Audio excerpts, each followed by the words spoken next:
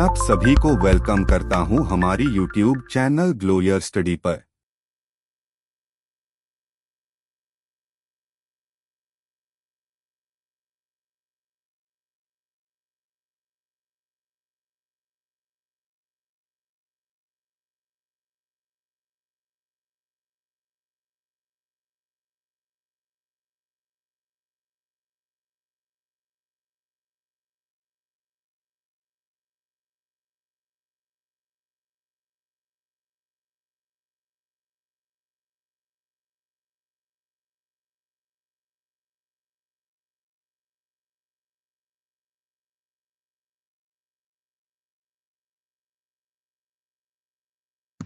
All right. Hello everyone. Hope I'm audible. Yeah.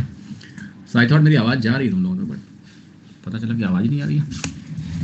Okay. So let me put the mic a little closer. आ रही है? हाँ जी. बरोबर आ रही है ना आवाज? Okay. So that's really great. If I'm audible.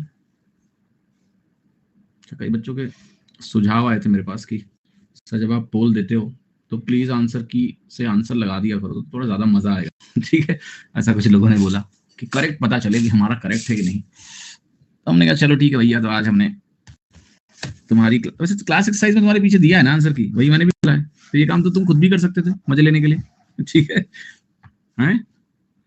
चलो हम भी कर देंगे, ऐसा कोई दिक्कत नहीं है. ओके, हाँ जी, चलो हम भी रख लिया हमने, जरा कर देंगे. Okay fine fine fine fine, ठीक है. चलो हम आ जाते हैं वापस. तो टीचर्स डे आज. Okay,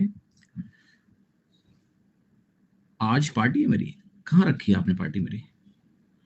Everybody is saying happy teachers day, nobody is sending any gift, nobody is sending any sweets, nobody is saying आप आज पार्टी करते हैं. कैसा टीचर्स डे? फर्जीवाड़ा. लिख के भेज दो.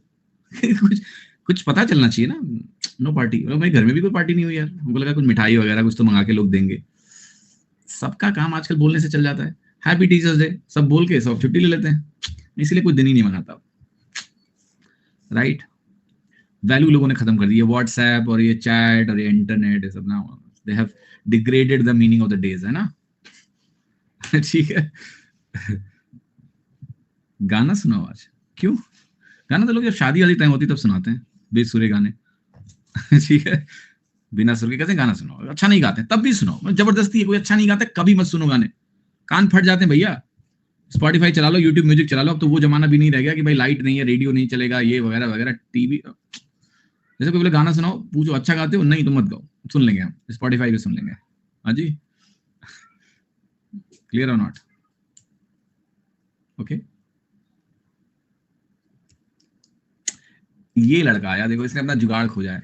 कह रहा है आज 1 घंटे की क्लास लो, टीचर्स डे. नहीं, मैं आज 2.5 घंटे पढ़ाऊंगा. अरे टीचर्स डे है, टीचर का दिन है, टीचर को तो आज ज्यादा पढ़ाना चाहिए. मैं 2.5 घंटे पढ़ाऊंगा. ठीक है, क्लियर. 2.5 घंटे पढ़ाता हूँ, ज्यादा पढ़ाऊंगा. ठीक, वही तो दिन है टीचर्स डे. रेस्ट डे थोड़े ना है. हाँ जी, not rest day today, teachers day. ज्यादा पढ़ लो आज. ठीक है. सुबह की क्लास में मैंने बोला, और मैं भी बोलता हूँ, मैं बहुत ही नीरस आदमी हूँ, बहुत ही नीरस आदमी, सब दिनों को लेके, और मेरे अंदर कोई एक्साइटमेंट वगैरह नहीं होती है, और पता नहीं क्यों कितना नीरस हूँ मैं. ठीक है, बट मैं ऐसा ही हूँ. Like my birthday is known by very limited people, okay, who are very close friends and family. My family doesn't wish me on my birthday because they celebrate birthday is for the तिथि. तिथि जानते हो ना? तिथि निकाल रखी है उन्होंने कि ये इस महीने में वो जो तिथि होती है ना, तिथि के हिसाब से बर्थडे मनाते हैं. ठीक है, और वो हैप्पी बर्थडे विश करने वाला कल्चर नहीं है हमारे यहाँ. तो माता जी का फोन आ जाता है कभी कभी, याद रहता है तो इतनी कथा सुन लिया आज. ठीक है, तो कथा हो जाती है घर में, और बस फूफा जी वगैरह को बुला के कुछ खिला पिला देते हैं लोग. हमें कोई नहीं पूछता. ठीक है, हमारा बर्थडे हमें कोई नहीं पूछता. तो उनके लिए वो डेट का मतलब नहीं होता. अब डेट की मीनिंग दोस्तों के लिए, दोस्तों में भी क्या होता है ना, फेसबुक पे मेरा बर्थडे है नहीं. ठीक है, so I have not put my birthdays on Facebook and all since long. Right, so not everyone remembers now, क्योंकि लोगों को याद ही आता है फेसबुक से, तो वहां है नहीं. तो there are very limited set of people जिनको मेरा बर्थडे याद रहता है. बहुत कम लोग हैं. जितनी लाइनें बनाई शायद इतने ही लोग होंगे, 5 लोग. ठीक है, तो मेरा फोन दिन भर घनघनाता नहीं, तो मुझे बहुत खुशी रहती है इस बात की। वरना बर्थडे के दिन भर फोन ही घनघनाता रहता है, तो क्या बर्थडे मनाओगे? और घर में भी लोगों को पता है कि ज्यादा उदंडता वाला आदमी नहीं है, तो घर में कुछ थोड़ा बहुत केक वगैरह अगर आ जाता है तो केक कट जाता है। एक बार तो मैंने बोल दिया कि केक भी रहने देते हैं, तो वो लोग भी मेरी तरह ही हैं, उन्होंने केक भी नहीं मंगाया। तो मैंने कहा ठीक है, ये भी ठीक है। तो ऐसे मेरा बर्थडे होता है। आई एम जस्ट रियली, मुझे लगता है उस दिन शांति से रहो, खाली रहो, थोड़ा सो लो, अच्छा लगता है, किताबें पढ़ लो। टीचर्स डे के दिन पहले मैं क्लास नहीं लेता था, तो I used to just sit and think कि आज के दिन बैठ के सोचते हैं कि टीचर क्यों बने थे और क्या कर रहे हैं, ठीक कर रहे हैं, नहीं कर रहे हैं। I used to evaluate. Class नहीं लेता था आज के दिन। देन आई स्टार्टेड कि ठीक है, चलो कोई नहीं, लोग बोलेंगे हैप्पी टीचर्स डे, तो थैंक यू बोल देंगे और अपना पढ़ाएंगे। तो ठीक है, अब क्लास करते हैं। ठीक है, मुझे कोई विश नहीं करता, क्यों एक्सपेक्टेशन रखते हो? मुझे तो लोग विश करें तो मुझे ज्यादा ज्यादा अच्छा नहीं लगता है। ठीक है ना, बर्थडे में क्या होता है दिन भर, जैसे आप ऐसे करो तो मुझे बुरा नहीं लग रहा है, ठीक है, चाहे तय कर रहे हो, पढ़ाने लगूंगा तो उसी में खो जाओगे आप भी। बर्थडे में क्या होता है दिन भर फोन ही बजता रहता है, 12 बजे रात को चालू हो जाता था और बंद ही नहीं होता था शुरुआत में तो। और मुझे अच्छा नहीं लगता था यार, कि कब एंजॉय करें बर्थडे हम, है ना। And in reality, the birthday is about getting older, right? Every year you are getting older by 1 year, and birthday is a reminder that death is near. So it's not a day to celebrate, is it? No, it's not a day to celebrate. It's a day to reflect. कि यार अब इतना ही ज्यादा time जितना था उसमें 1 साल कम हो गया, दिशा सही है कि नहीं, है ना। ऑलराइट, चलो ऐसा ना हो कि आप लोग बर्थडे मनाना छोड़ दो, ऐसा मत करना, एंजॉय करो लाइफ को जितना कर सकते हो। मेरी तरह नीरस बनने की जरूरत नहीं है। मुझे नीरसता में ही खुशी मिलती है, मैं वैसा ही आदमी हूँ। मैं नीरस होकर बहुत, मैं हमेशा मस्त रहता हूँ अपने आप में। Seriously, I am very happy being alone. I love being alone. अकेले बैठे रहो अपना आराम से, चुपचाप किताबें पढ़ो, बस खुश रहता हूँ। ठीक है, चलिए आगे बढ़ते हैं। और हम लोग ने कितने सवाल कर लिए थे कल? आई थिंक हम लोग सीआई के डिस्कशन को हमने शुरू किया था, कंपाउंड इंटरेस्ट, एंड 42 यहाँ आए थे और हमने कहा था 42 पे हमने कहा था थोड़ा पढ़ लेते हैं, right, if I am not wrong. ठीक है, यहाँ से हम लोग कंपाउंड इंटरेस्ट को मैंने इंट्रोड्यूस किया था, अब थोड़ा कंपाउंड इंटरेस्ट की गहराई में उतरते हैं, समझते हैं कि कंपाउंड इंटरेस्ट क्या होता है। और देन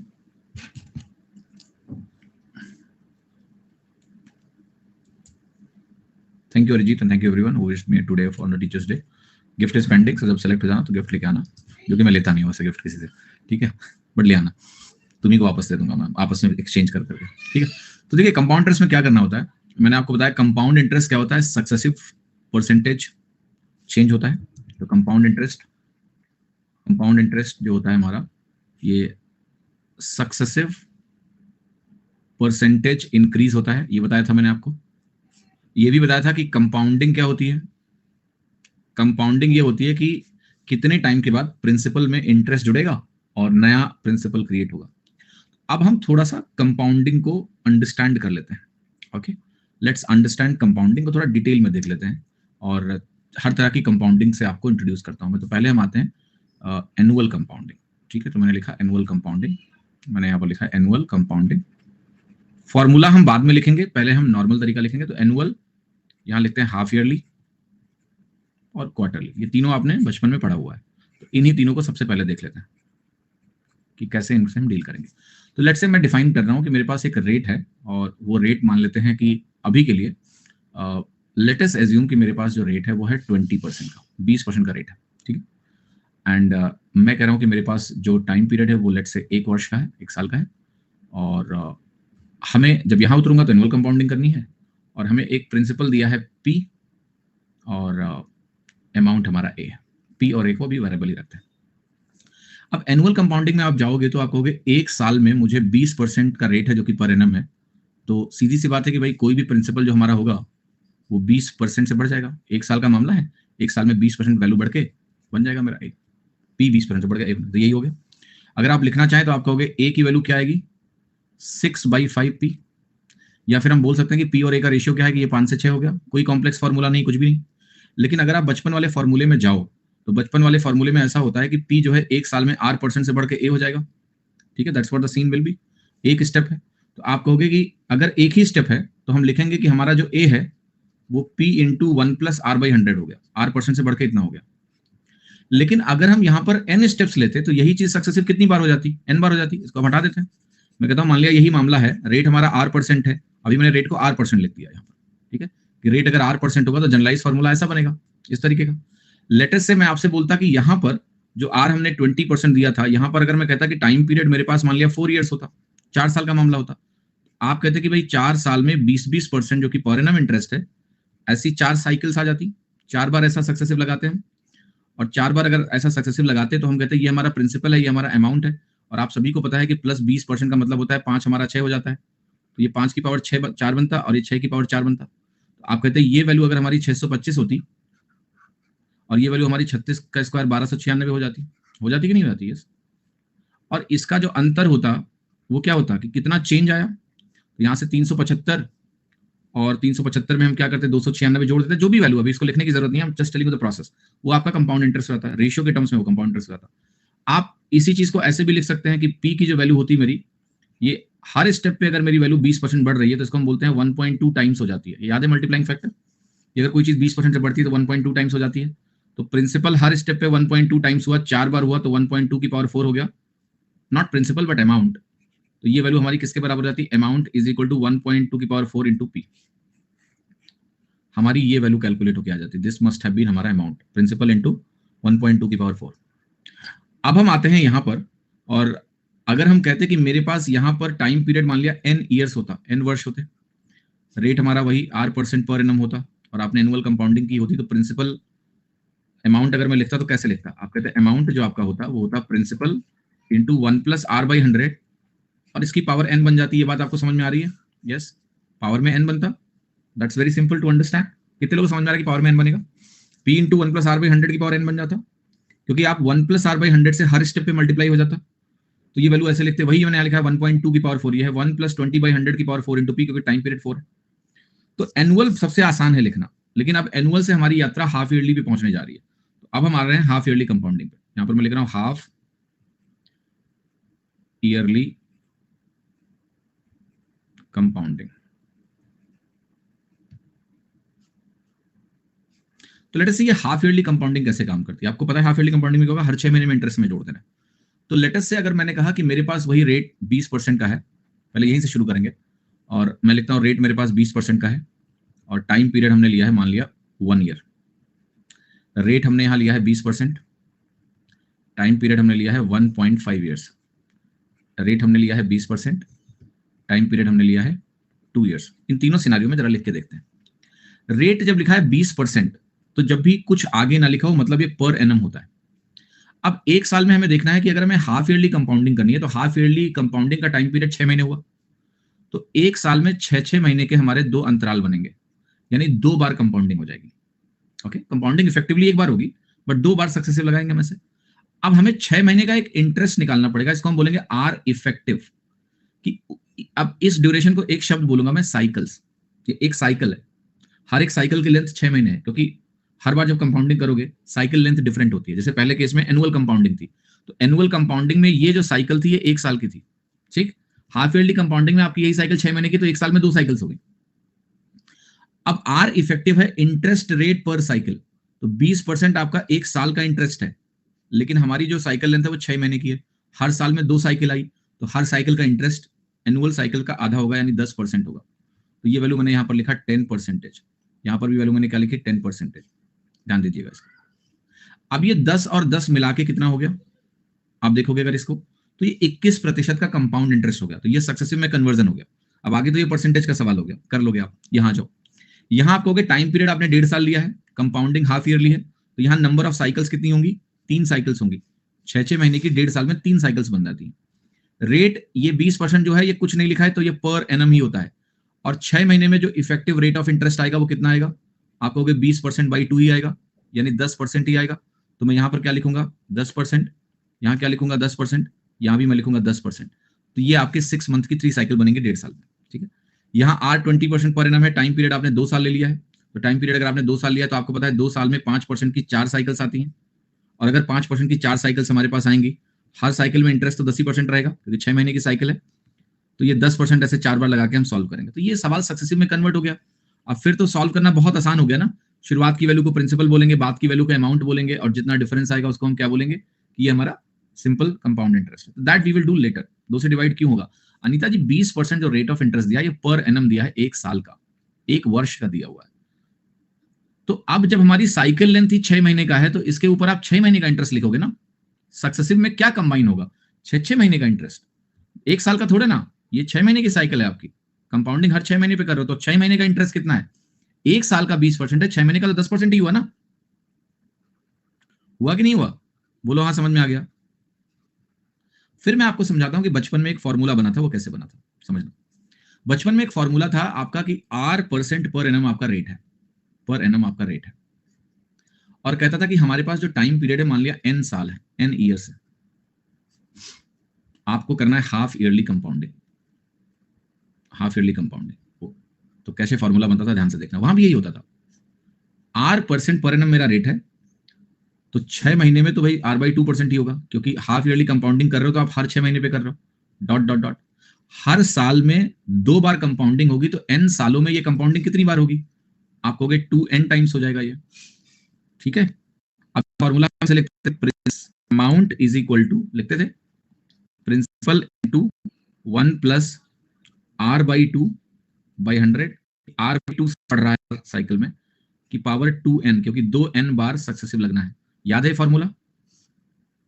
और वहां हम रखते थे कि यहाँ R/2 होगा, यहाँ 2n होगा। क्यों होगा ये समझ में आ रहा है आपको?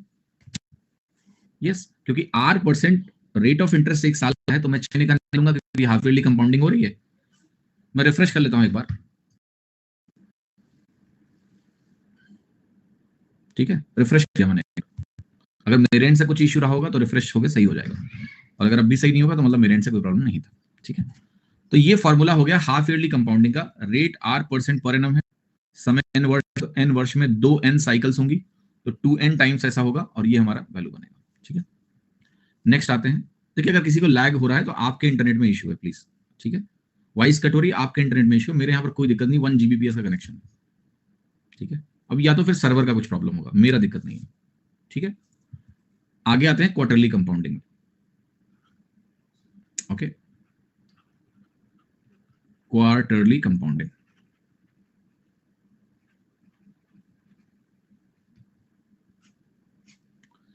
सो जरा समझते हैं कि 1 क्वार्टर क्या होता है। 1 quarter of a year, quarter का मतलब होता है 1/4।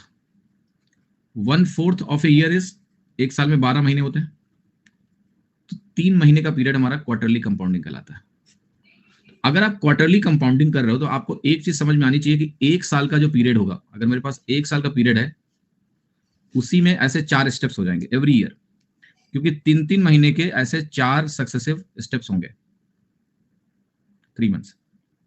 अब अगर हमने बोला कि मेरा रेट मान लिया R% पर एनम है, और हमने कहा कि हमारे पास n वर्ष है, आपको पता है R% पर एनम में अगर मैं इफेक्टिव रेट ऑफ इंटरेस्ट निकालूंगा 3 महीने का, तो ये R/4% बनेगा नेचुरली, क्योंकि पूरे साल का R% है, 1 साल का R% है, हर साइकिल का अगर इंटरेस्ट निकालूं R इफेक्टिव, तो वो 3 मंथ्स का 1/4 हो जाएगा। और अगर n वर्ष हैं तो हमारे पास 4n साइकिल्स हो गए, यानी 4n टाइम्स मेरे पास सक्सेसिव लगाना है मुझे, क्योंकि दैट्स हर साल में 4-4 हो गए। तो जब आप यहां फॉर्मूला लिखते थे तो फॉर्मूला बनता था A is equal to P into 1 plus, यहां आपका R/4 आता था बाई 100, क्योंकि हर स्टेप पे ये इंक्रीमेंट है, ये हर स्टेप का मल्टीप्लाइंग फैक्टर है, और पावर में यहाँ 4n आता है। तो ये फॉर्मूला होता था क्वार्टरली कंपाउंडिंग का। अगर मैं इसको रेप्लिकेट करूं और एग्जांपल देकर लिखना चाहूं, तो आप कहोगे R हमारा मान लिया 20% पर एनम है, और हमने कहा मान लिया हमारा टाइम पीरियड 1 ईयर है, ठीक है। तो आप कहोगे जो R इफेक्टिव बनेगा मेरा क्वार्टरली कंपाउंडिंग के केस में, वो तो R/4 बनेगा, क्योंकि क्वार्टरली कंपाउंडिंग का तो 3 महीने का इंटरेस्ट निकालेंगे। 4n क्यों? आप बताइए, पिछले केस में आप थे अभी क्लास में थोड़ी देर पहले जब मैं 2n बता रहा था, आपने 2n क्यों नहीं पूछा कि 2n क्यों? आप बता दो 2n क्यों, मैं 4n बता दूंगा आपको। तो ये वैल्यू हो गई 20/4। और अगर आप लेट आए हैं तो आप बताइए कि अभी आए हो जस्ट, इसलिए समझ में नहीं आ रहा है। मास्टर कंफ्यूज हो जाता है यहाँ, बच्चे लेट आते हैं और फिर डाउट पूछेंगे, पहले जो पढ़ाया गया वो देखा नहीं उन्होंने। ओके, ये 5% हो गया। अब 1 साल में 4 स्टेप्स होंगे, क्योंकि 3-3 महीने की कंपाउंडिंग हो रही है, ओके। तो यहां बनेगा आपका 5%, 5%, 5%, 5%, 4 बार, क्योंकि 3 महीने का इंटरेस्ट 1 साल के इंटरेस्ट का 1/4 होता है, इसलिए मैंने यहां लिखा। और हर साल में 4 साइकिल्स आ जाएंगी, इसलिए n साल में 4n साइकिल्स हैं, क्योंकि कंपाउंडिंग क्वार्टरली हो रही है। अब ये सक्सेसिव में सॉल्व करना कोई बहुत बड़ी बात आपके लिए नहीं है, क्योंकि आपको पता है ये कहानी ऐसी बनेगी 20 की पावर 4 और ये वैल्यू बनेगी 21 की पावर 4। अब जो भी इसका मान होगा इसको हम सॉल्व कर लेंगे। क्लियर? क्लियर? रटना मत, रटोगे तो फंसोगे। समझना क्यों हो रहा है 4 बार, क्यों हुआ था 2 बार उधर, क्यों हुआ था 1 बार इन्वॉल्व में, that's it. Because that will tell you the conversion कैसे करना है सक्सेसिव में, कंपाउंड इंटरेस्ट का सक्सेसिव में कैसे मैप होता है। टाइम का एक फैक्टर आया तो टाइम के फैक्टर को मैप कर रहे हैं बस। अब अगर आपको ये चीज समझ में आ गई तो आगे बढ़ते हैं, और आगे बढ़ के हम थोड़ा और कहानी समझते हैं कि जैसे हमने कहा 4 मंथली कंपाउंडिंग लिख सकते हैं क्या? बिल्कुल लिख सकते हैं। कैसे लिखेंगे देखिए। 4 मंथली कंपाउंडिंग का मतलब आप हर 4 महीने में कंपाउंडिंग कर रहे हो। आप बताइए 1 साल में कितना बार हो जाएगा कंपाउंडिंग? तो 1 साल में 3 बार होगा ये। क्यों? एवरी ईयर, 1 ईयर में 4-4 महीने की 3 साइकिल बनती है, 4×3 12 होता है। तो ये पहला चीज आपको समझना है, 4-4 महीने की 3 साइकिल्स। मैं मैप कर रहा हूं सक्सेसिव में। अब लेट्स से मैं कहूं कि रेट मेरे पास R% है और टाइम पीरियड मैंने आपको दे दिया n ईयर्स है।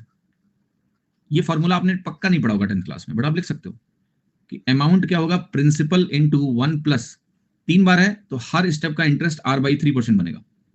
1 plus R/3/100 to the power 3n। n वर्ष में कितनी साइकिल्स होंगी हमारी, कितनी बार कंपाउंड इंटरेस्ट लगाना है, 3n टाइम्स।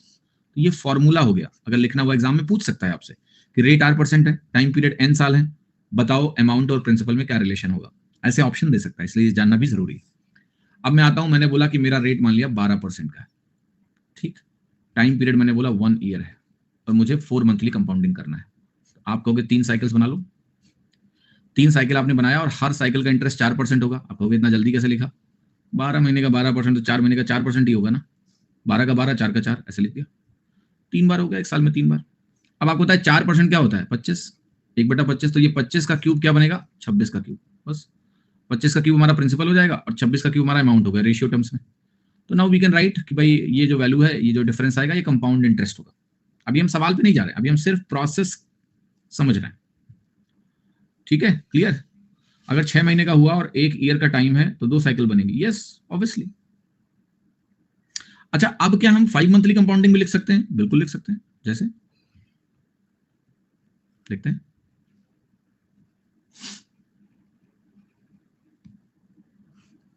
देखते हैं 5 मंथली कंपाउंडिंग कैसे लिखेंगे। सो ये बड़ा इंटरेस्टिंग है। जब 5 मंथली कंपाउंडिंग दिया जाएगा तो आपको टाइम पीरियड ऐसा दिया जाएगा, देखना 1/4 मंथ। अब ये 1, क्योंकि 1 साल में तो कंप्लीट साइकिल्स तो बनेंगी नहीं, 2 बनेगा, 2 से ज्यादा, 3 से कम, नंबर ऑफ साइकिल्स इंटीजर में नहीं रहेंगी। तो ऐसे देगा टाइम पीरियड 1/4 ईयर्स दे दिया। अब जरा देखो 5 महीने के कितने पीरियड्स यहां आ जाएंगे, how many cycles in this time period.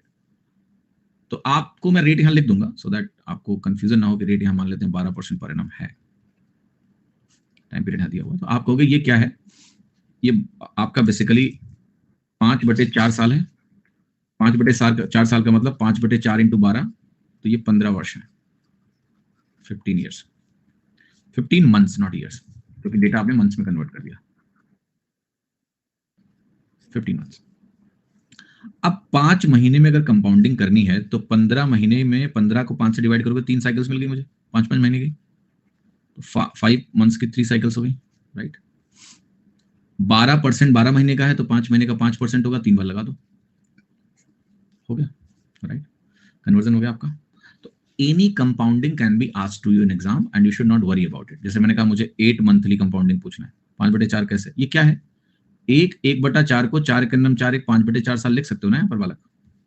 अब 5/4 साल में 1 साल 12 महीने का होता है, तो मैंने कन्वर्ट करके 15 महीने लिख दिया। वैसे ऐसा लिखना नहीं चाहिए था मुझे सीधे 1 को 12 लिखना था और 1/4 साल को 3 लिखना था, 12 + 3 15 हो जाता, और मैंने ऐसे लिख दिया। 5% कैसे? अरे 12 महीने का 12% तो 5 महीने का 5% कैसे नहीं होगा? मतलब इतना आसान रेट लिया मैंने, 12 का 12, 1 का 1, 2 का 2, 5 का 5। दुकानदार कैसे बोलता है 12 में 12 लो, 12 में 12 लो, 12 में 12 लो, तो 5 में कितना लोगे? 5 ही लोगे ना। वैसे बोल के सुनाओ क्या, 12 में 12, 12 में 12, 5 में 5, 5 में 5। सो सिंपल यार, ऐसा मत बोलो कि ये समझ में नहीं आ रहा है। आज तो बख्श दो टीचर्स डे है, थोड़ी दया करो मेरे ऊपर, आप तो समझ जाओ जल्दी जल्दी। 8 monthly compounding, how does this happen?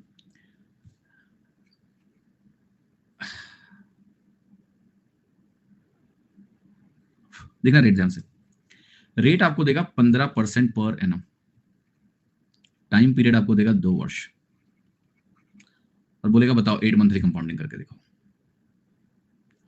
अब आप कहोगे कि 2 साल में हमारा 24 महीना होता है, 24 मंथ्स होते हैं, यस। 8 मंथली कंपाउंडिंग करनी है तो मैं 8 से डिवाइड कर देता हूं, 24 से 8 से डिवाइड करेंगे 3 बनेगा, यानी 3 साइकिल्स बनी, तुरंत ही ऐसे 3 बना लो। रेट पे आते हैं, 12 मंथ का रेट 15% है, 1 महीने का रेट 15/12% है, 8 महीने का रेट कितना है 15/12 इंटू 8, कैलकुलेट करो, 3 चौके 12, 3 पचे 15, 4 दूनी 8, which is 5 दूनी 10%. So the value is going to be simply 10%. 10, 10 और 10, खत्म। समझ में आ गया? 8 मंथली कंपाउंडिंग, 10% की 3 साइकिल। अब तो आगे खेल सक्सेसिव का है, वो तो खेल ही लेंगे, वो तो परसेंटेज से खेलेंगे। ऊपर वाला 15 महीने का है, जी हाँ, 1/4 साल दिया हुआ है मैंने यहाँ, तो ये वैल्यू 15 महीने का है, ठीक है, ऑल राइट। अब अच्छा बताओ मंथली कंपाउंडिंग कर पाओगे तुम लोग? अब तो कोई भी कंपाउंडिंग कर लोगे तुम, मंथली करना तो मंथली कर लेते हैं। जहां तक कंपाउंडिंग करने की बात है, वो प्रैक्टिकल हो या ना हो, सवाल बने या ना बने, करने को तो आप सब कुछ कर सकते हैं। तो लेट से मैंने कहा कि मंथली कंपाउंडिंग करनी, but I will keep it in a practical zone only. मैंने कहा लेट से 4 महीने का समय दिया मैंने आपको, और रेट देखना मैं क्या देने जा रहा हूं आपको, 60% per annum. Rate per annum always होना जरूरी नहीं है, अगर नहीं होगा तो सवाल में बता देगा लिख के, कहेगा 6 महीने का रेट है, लो पर हाफ एनम, भाई पर एनम की जगह पर हाफ एनम लिख सकता है, तो 6 महीने का रेट हो गया। बट अगर कुछ नहीं लिखा है तो पर एनम ही मानना है आपको, 4 महीने, और आपको मंथली कंपाउंडिंग करनी है। चलो कल के दिखाओ, मंथली कंपाउंडिंग का मतलब हर महीने 4 महीने में 4 साइकिल्स बन जाएंगे, 1, 2, 3 एंड 4, ठीक है। 60% पर एनम है, तो हर महीने की बात करें अगर, आर इफेक्टिव 5% बन जाएगा, 60 को 12 महीने से डिवाइड करके हर एक महीने का इंटरेस्ट निकालेंगे, 5% बनेगा, तो ये वैल्यू बनेगी 5% 4 बार बनेगी। हो गया, यहाँ सॉल्व कर लो। Now you can do any kind of compounding and you can solve it without any challenge, you will not have any issue, yes. Shall we take some questions? But before that I will discuss one more thing जो आप लोगों को सुनना चाहिए। एक बहुत महत्वपूर्ण चीज डिस्कस होती है अब कि भाई कंपाउंड इंटरेस्ट आ गया तो सीआई और एसआई का डिफरेंस भी हमें बताओ क्या होता है। What is difference between CI and SI? Okay. But before I teach you this, I first want you to understand CI little better. थोड़ा CI को और देखते हैं, CI में कुछ और खास बात भी होती है। तो CI में होता क्या है कि एक 100 रुपए की चीज है, मान लिया 10% बढ़ी पहले स्टेप में, तो 10 बढ़ के 110 हो जाती है। अभी मैं कंपाउंडिंग कितने टाइम के बाद हो रही है उससे मुझे मैटर नहीं करता, तो पता है सक्सेसिव होता है, ऐसे कन्वर्ट हो जाता है। तो इसी को देखो बस, यहाँ मैंने फिर से 10% लिखा तो वैल्यू इसका 10 11 बढ़ जाती है, 11, यहाँ 10 हुई, यहाँ 11 हुई, ये वैल्यू 121 हो गई। फिर आगे जाओ तो ये वैल्यू फिर से 10% से बढ़ जाती है, तो 12.1, ये वैल्यू हमारी 133.1 हो गई, 12.1 का इंक्रीज आया। फिर ये वैल्यू हमारी यहाँ 10% फिर से बढ़ गई, तो ये वैल्यू 13.31 से बढ़ गई, और ये वैल्यू 146.41 हो गई, राइट, लाइक दैट। एक तो मैं यहां से चाहता हूं कि आप 10% का जो इटरेशन है समझ लें, कि अगर आप 10% को 2 बार लेते हैं, क्योंकि इसका बहुत इस्तेमाल होता है, सबसे ज्यादा इस्तेमाल तो यही परसेंटेज का इन्होंने किया है। तो यहाँ जो सीआई आपका बनता है 2 ईयर्स नहीं लिखूंगा मैं, ध्यान रखना 2 स्टेप्स, तो सीआई 2 साइकिल्स लिख दूं। 10% की अगर 2 साइकिल है तो सीआई 21% होता है। We will utilise this. अगर 10% की मेरे पास 3 साइकिल्स हो जाए, एक रेशियो मेथड है, वो रेशियो भी यूजफुल होगा, बट एटलीस्ट परसेंटेज के टर्म में 10% तो एटलीस्ट याद ही कर लो कि 10% की 3 साइकिल अगर है तो ये 33.1% होगा। आप देख सकते हैं यहाँ से 10, 11, 21 हुआ था 2 स्टेप पे, 10, 11 और 12.1, 100 से 133.1% होता है। अगर मैं 10% की 4 साइकिल ले लूं, तो 10% में 4 से ऊपर नहीं जाना है आपको, 4 साइकिल बहुत है। 10% की अगर मैं 4 साइकिल लूं तो देखो 146.41 पहुंच जाते हैं, तो CI फॉर 4 साइकिल्स जो होता है ये 46.41% होता है। ये वैल्यू आपको ध्यान रहनी चाहिए। 10% के लिए 2 साइकिल, 3 साइकिल, 4 साइकिल, इसका खूब इस्तेमाल होता है। Will utilise it more and more. Okay, समझ में आया कि नहीं? अब एक पैटर्न मैं आपको और दिखाना चाहता हूं जो काफी इंटरेस्टिंग है और जो आपको यहां समझना है सभी को। जरा CI को देखो क्या हुआ। पहले साल का CI 10 था, अगले साल का CI क्या है, 11 है, फिर अगले साल का CI 12.1 है, फिर अगले साल का CI 13.31 है। मैं इसको लिखूं, पहले साल का CI 10, फिर 11, फिर 12.1 और फिर 13.31। कैन यू सी कि ये भी 10% से बढ़ गया? यस यस, ये बहुत ही महत्वपूर्ण बात है कि कंपाउंड इंटरेस्ट में अगर हमारा rate of interest her step पे सेम है, यानी सेम रेट परसेंटेज से आप कंपाउंडिंग करते जा रहे हो, तो हर साइकिल का कंपाउंड इंटरेस्ट पिछले साइकिल से R% ज्यादा होता है। जैसे आपका प्रिंसिपल से ये अमाउंट वाली यात्रा हर बार 10% से बढ़ जाती है, हर स्टेप पे, हर साइकिल पे 10% आपकी वैल्यू बढ़ जाती है, ऐसे ही कंपाउंड इंटरेस्ट भी 10% से हर साल बढ़ता रहता है। पहले साल का निकाल लो तो अगले साल का 10% ज्यादा, उसके अगले साल का 10% ज्यादा, ये भी सक्सेसिव में होता है। तो CI every year increases R% successively. ये पॉइंट बहुत इंपॉर्टेंट है, इस पे सवाल बन जाते हैं। CI क्या होता है? सक्सेसिवली R% से इंक्रीज करता है। R% सक्सेसिवली कंपाउंड इंटरेस्ट हमारा हर साल इंक्रीज करता रहेगा। हर साल भी गलत शब्द है, क्योंकि हर साल क्या होता है, कंपाउंडिंग हाफ ईयरली होगी तो हर साइकिल की बात होगी। So I must write every cycle, CI every cycle increases by R% successively, जहां पर R क्या है, rate of interest per cycle. उस साइकिल का अगर रेट ऑफ इंटरेस्ट R है तो R% से हर साइकिल में इंक्रीमेंट लगता रहेगा, जो कि सबसे महत्वपूर्ण ऑब्जर्वेशन है, जो बहुत काम आने वाला है। ठीक है, ये सभी को समझ में आ गया? किसी को कोई शंका है तो आप मुझे बता सकते हो। आई थिंक अभी तक नहीं होना चाहिए। ऑलराइट, अब हम आते हैं CI और SI के डिफरेंस पे। फॉर्मूला भी देखेंगे और नॉर्मल पैटर्न भी देखेंगे, दोनों चीज देखेंगे। अब जब मैं CI और SI का डिफरेंस लिखूंगा, ठीक, तो कई बच्चे क्या मिस्टेक करते हैं या लैक ऑफ अंडरस्टैंडिंग क्या होती है, वो साल के टर्म में फॉर्मूला याद करते हैं, CI minus SI for 2 years. अब मामला कहां फंस जाता है मैं बताता हूं। लेटर से मैंने कहा कि आपका रेट ऑफ इंटरेस्ट यहां 10% है, यहां भी 10% है, राइट। यहां CI कितनी आएगी? 21% आएगी। SI कितनी आएगी? 20% आएगी। डिफरेंस कितना आया? 1% आया। अब ये 1% का डिफरेंस 1 साल का है या 2 साल का है या 6 महीने का है या 8 महीने का है, ये तो डिपेंड करेगा ना कि कंपाउंडिंग कितने टाइम की बात कर रहे हो आप। Are you getting my point और नॉट? ये 2 साइकिल का डिफरेंस है। ये 2 साल का डिफरेंस तब होगा जब एनुअल कंपाउंडिंग हो रही होगी और रेट ऑफ इंटरेस्ट एनुअली 10% का हो। ये डिफरेंस 6 महीने का हो सकता है। अगर हमारा rate of interest 20% per annum हो तो 6 महीने का इंटरेस्ट 10% बन जाए। हम इसको ऐसे ध्यान रखेंगे कि CI और SI का अंतर 2 साइकिल का 1% होगा अगर रेट 10% पर साइकिल हो तो, so that we will utilise it depending on जैसी कंपाउंडिंग होगी। समझे मेरी बात की नहीं? अब फॉर्मूले पे आते हैं। भाई ये चीज तो आप सीधा देख लोगे, तो ऐसे बना के देख लोगे कि 21% ये हो गया, 20% ये हो गया, अंतर 1% हो गया, इसमें तो कोई दिक्कत ही नहीं, तो नंबर सिंपल होगा, लिख लेंगे। बट अगर मैं यहां पर इसको फॉर्मूले का स्वरूप दूं तो मैं ऐसे बोलूंगा कि मेरे पास 2 स्टेप्स हैं जिस पे रेट R% का है, 2 साइकिल हैं R% की। तो यहां अगर मैं SI लिखूंगा तो क्या होगा? 2R% होगा, और अगर मैं यहां CI लिखूंगा तो वो 2R प्लस R² बाई 100% का होगा। वही formula A plus B plus AB by 100। तो अगर मैं यहां CI माइनस SI लिखूं फॉर 2 साइकिल्स तो ये वैल्यू R² बाई 100% आएगी, इसमें कोई दो राय नहीं है।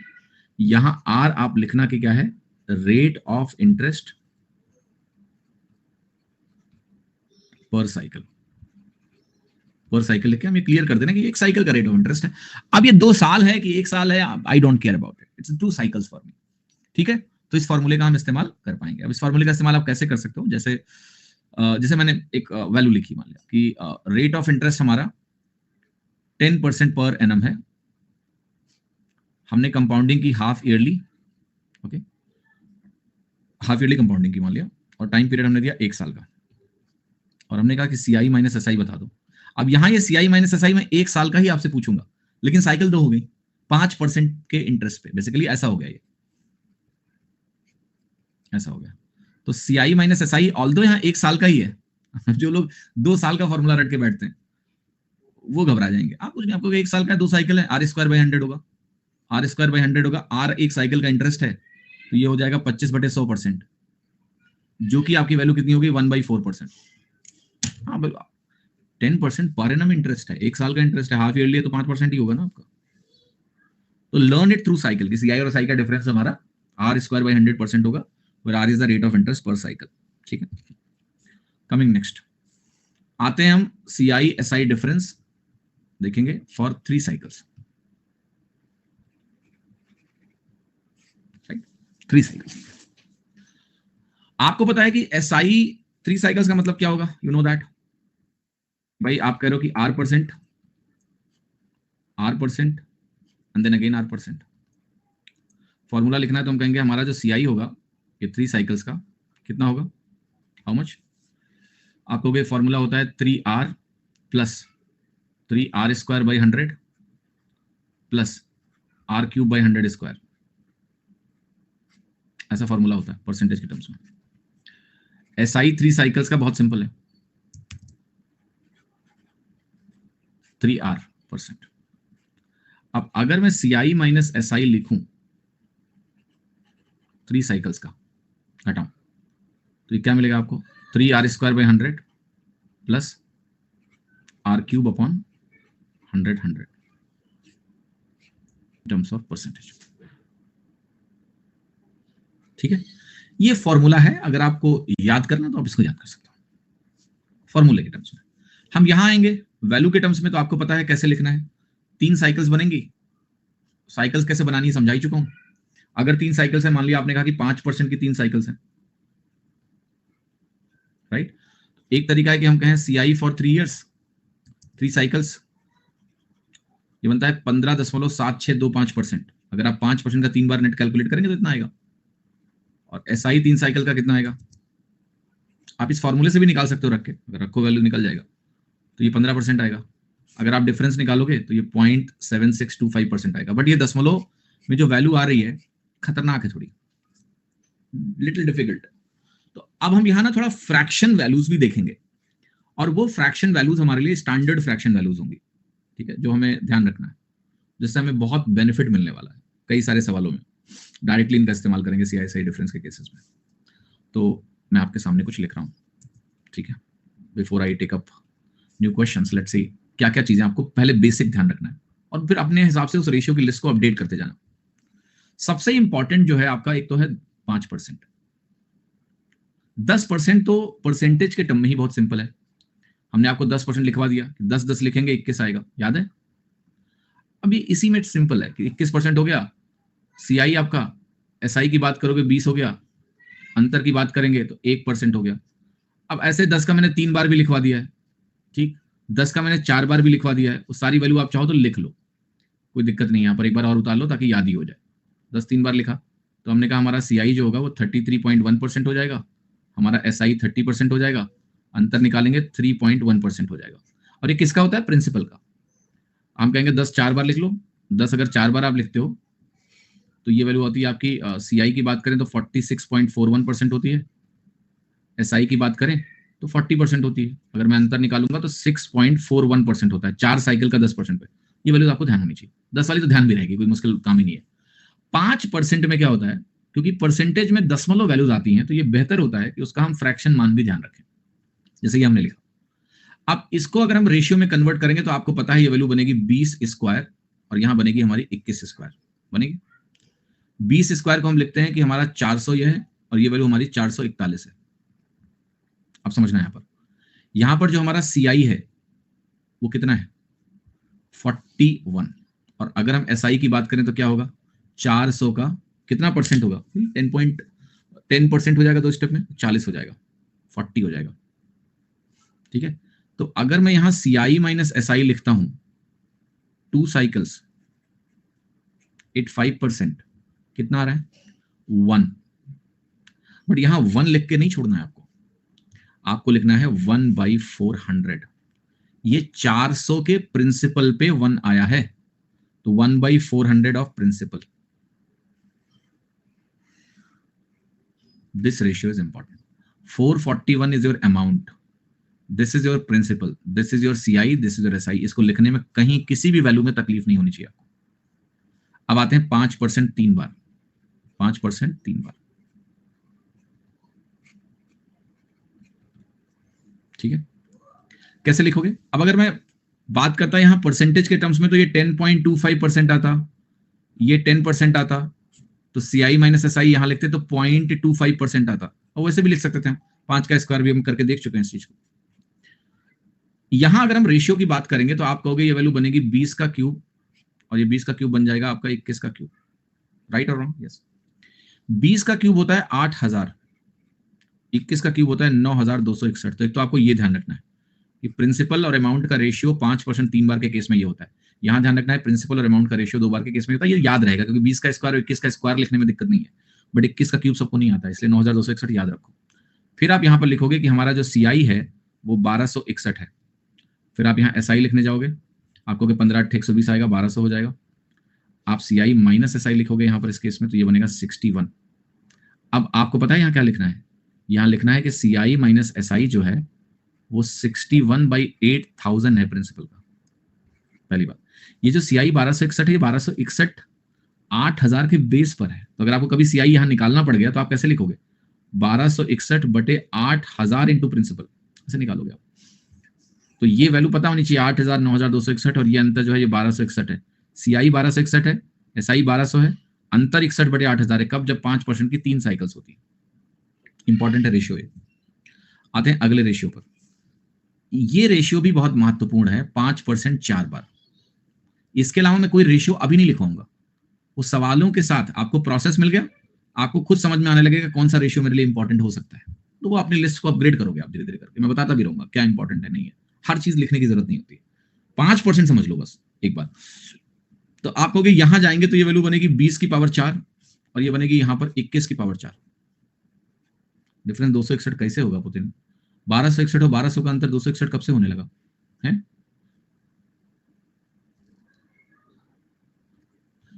अब आओ यहां पर 20 की पावर 4 लिखा मैंने, कितना होता है? 16 के आगे 1 2 3 4 0. 21 की पावर 4 किसी को पता है? हिंट दें? 19.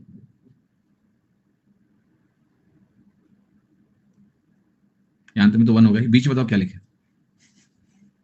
440. कैसी बातें कर रहे हैं? चलो एक और हिंट देते हैं. 8 में लिख दिया. यहां बताओ क्या क्या भरे? 4 4. ठीक बोल रहा हूं. तो ये वैल्यू इसके बराबर होती है, नहीं पता ध्यान रखो. 194481. 21 की पावर 4 इसी के बराबर होता है. तो अब आप कहोगे ये मेरा प्रिंसिपल होगा तो ये अमाउंट होगा. ये प्रिंसिपल और अमाउंट का रेशियो है. CI कितनी बन रही है यहां पर? बन रही है यहां पर 3 4 4 8 1, 34,481 CI. कब? जब प्रिंसिपल 16,000 है. SI कितनी बन रही है? सिंपल है, 20% बनेगी तो 32,000 होगी. CI माइनस SI कितना बन रहा है यहां पर? आपको 2,481. इफेक्टिवली अगर सॉल्व करोगे तो या तो ऐसा रेशियो लिख के आप सॉल्व करोगे, 1 यूनिट की वैल्यू निकालोगे, या बेसिकली इसको बोलना हमें ऐसे चाहिए कि CI यहां पर 34,481 बटे 16,000 इंटू, मतलब 160 के आगे 40 इंटू प्रिंसिपल है. जो CI माइनस SI है आपका यहां पर वो 2481 अपॉन 1612,340 into principal. These are values that you must have in your memory. ये भूल नहीं सकते हो. 5% के सारे इटरेशन इंपॉर्टेंट है. SI कैसे निकाल रहा हूं? बहुत सिंपली निकाल रहा हूं. 4 स्टेप पे 5% से 20% होगा. 20% 1,60,000 का कितना होगा? 32,000. 20% कैसे निकलता है? 1/5 करने से, या सीधे 0.2 से मल्टीप्लाई कर दो, वो तो सबसे आसान है. ठीक है, ये 4 वैल्यू भी ध्यान रखोगे, ज्यादा नहीं, 4 वैल्यू बोली है मैंने. इन चारों को बस ध्यान रखोगे. 10% तो याद ही रहेगा. तो 5% और 10% ध्यान रखो. बाकी ये प्रोसेस ध्यान रखो कि कैसे लिख रहे हैं. राइट? बाकी सब लिख लेंगे, कोई दिक्कत नहीं है, बट ये वैल्यूज आप दिमाग में भी रखो. ठीक है, अब जरा चलते हैं, कुछ सवाल कर ही लेते हैं. CI के भी कुछ सवाल कर लेते हैं. बाकी भी और भी चीजें हैं CI में, आगे देखेंगे. कम से कम पहले इतना कॉन्सेप्ट देख लिया, आप कुछ सवाल कर लेते हैं. ठीक है, थोड़ा कॉन्फिडेंस आएगा. क्वेश्चन नंबर 42 देखिए. Sum for 2 years gives compound interest 3225.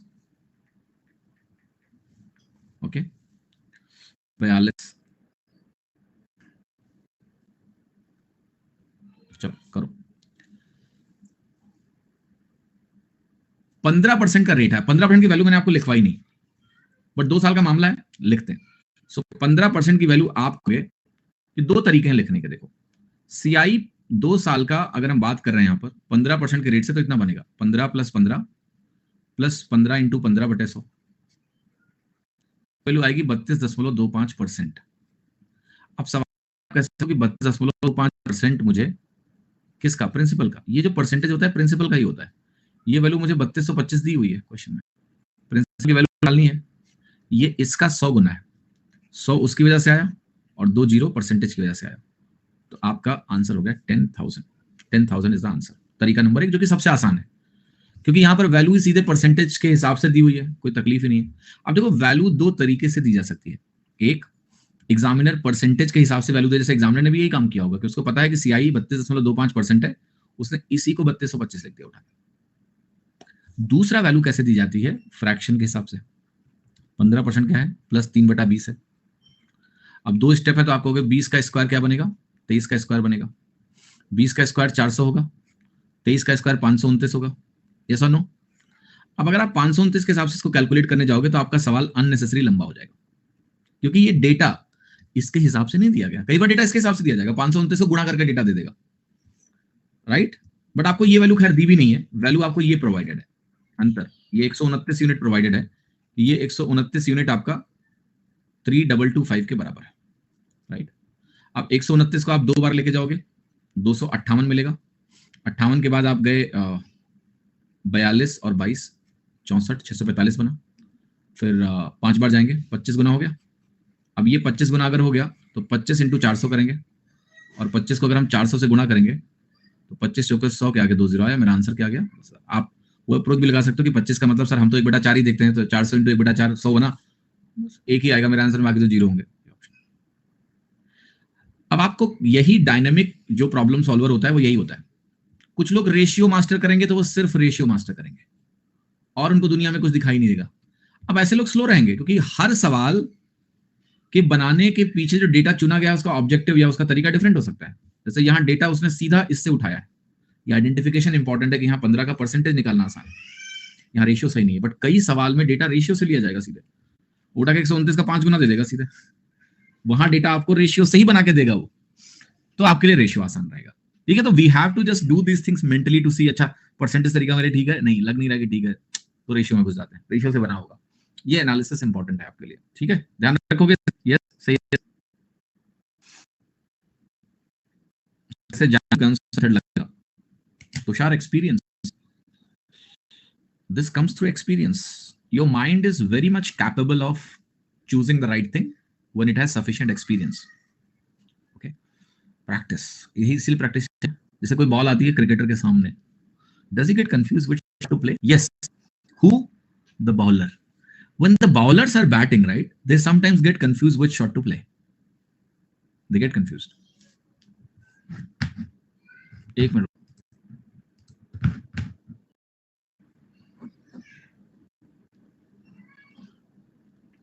अभी ठीक है यस फाइन नाउ ओके तो मैं उदाहरण क्या दे रहा था कि आपने देखा होगा कई बार जब नीचे वाले जो बॉलर होते हैं ना उनको बैटिंग करनी पड़ती है और कोई अच्छा बॉलर बॉलिंग कर रहा है बेचारे कंफ्यूज हो जाते हैं कि शॉट कौन सा मारे देखा आपने पहले बैट ऐसे करेंगे फिर मोड़ लेंगे लास्ट में ऐसे because they are not the batsman they have no practice but जो बहुत अच्छा बैट्समैन होता है उसके साथ ऐसा नहीं होता है 99% तो नहीं होता है ना बिकॉज उनकी प्रैक्टिस इतनी बढ़िया है कि they know what shot to play on which ball तो जो एमेच्योर्स हैं उनके लिए कंफ्यूजन होता है कि क्या करें not with somebody who has experience okay तो that's what I am saying that you need practice ये सब चीजें बेकार की बातें हैं कि कैसे आएगा दिमाग में आ जाता है आपको पता होता है क्या करना you batsman don't get that much time to decide कि कौन सा शॉट खेलना है बहुत कम टाइम होता है ठीक है बुमराह ने रन बनाया अरे बुमराह ने तो एक बार 5 छक्के भी मार दिए थे 6 बॉल में बात उसकी नहीं है बट आप बुमराह की बैटिंग पे कितना रिलाई कर सकते हो ना ये इंपॉर्टेंट है कभी कभी और हमेशा में फर्क होता है इसलिए वो बॉलर है वो बैट्समैन नहीं है वो तो बना दे वो बोनस ठीक है बना दे तो बोनस 10 कैसे आया यार मैंने क्या बोला यहाँ पर जब 32.25% इसके बराबर है 1% 100 के बराबर है, तो 100% किसके बराबर होगा? इसके बराबर होगा। इसको आप इस दिस बाई 100 लिख के सोच लो ना। क्वेश्चन नंबर 43 का अच्छा आंसर लगाना है बोल में, चलो ठीक है लगा देते हैं, करो। The amount received at 10% per annum compound interest after 3 years is this much. What was the principal? हमें प्रिंसिपल निकालना है कि कितना था। 10% पे चाहे परसेंटेज लगा लो, चाहे आप रेशियो ले लो, सब एक ही बात है। 3 साल में 10% क्या होगा? आप कहोगे 1000 यहां होगा, 1331 यहां होगा, होगा कि नहीं होगा? यही होगा। 1331 जाकर 33.1% से बढ़ जाता है। मैंने 10 से 11 किया, 10 cube 11 cube, 10 cube becomes 11 cube, 3 बार सक्सेसिव लगेगा। ये वैल्यू मुझे 10,648 दी है, तो बस मेरे को डिवाइड करना है और कुछ नहीं करना है। आप कहोगे 13 8 104 होता है, 13 8 104 हो गया 10,400, और ये हो गया हमारा 240। यस, तो 8 गुना हो गया है पूरा। तो ये अगर 8 गुना हो गया तो इसको भी 8 गुना कर लेते हैं, 8000। आपका प्रिंसिपल 8000 हो गया, क्योंकि अमाउंट ही दिया हुआ है यहाँ पर। ये प्रिंसिपल और अमाउंट का रेशियो होता है। आपको वैल्यू मिल गई 8000। हाँ जी, 8000 is the value. Okay, 44th question देखते हैं क्या है। कंपाउंड इंटरेस्ट 30,000 रुपए पे 7% पर एनम n वर्षों के लिए इतना है। n की वैल्यू निकालनी। ये बढ़िया सवाल है, यहां साल ही पूछ बैठा है। बताओ कितने साल लगा? कौन सा एक सेकंड आंसर लगे हैं? गलत सवाल बताएंगे तुमको। ओके, कौन सा सवाल नंबर है? 44। 1 2 3। चलो ठीक है, मैंने गलत मार्क किया हुआ है करेक्ट के लिए। वो शीट में देख देख के मार्क कर रहे हैं कि ए लगाना है, बी लगाना है, पोल में बी था सही, ए लगा दिया हमने। हाँ जी, चलो कैसे करोगे इस सवाल को? देखो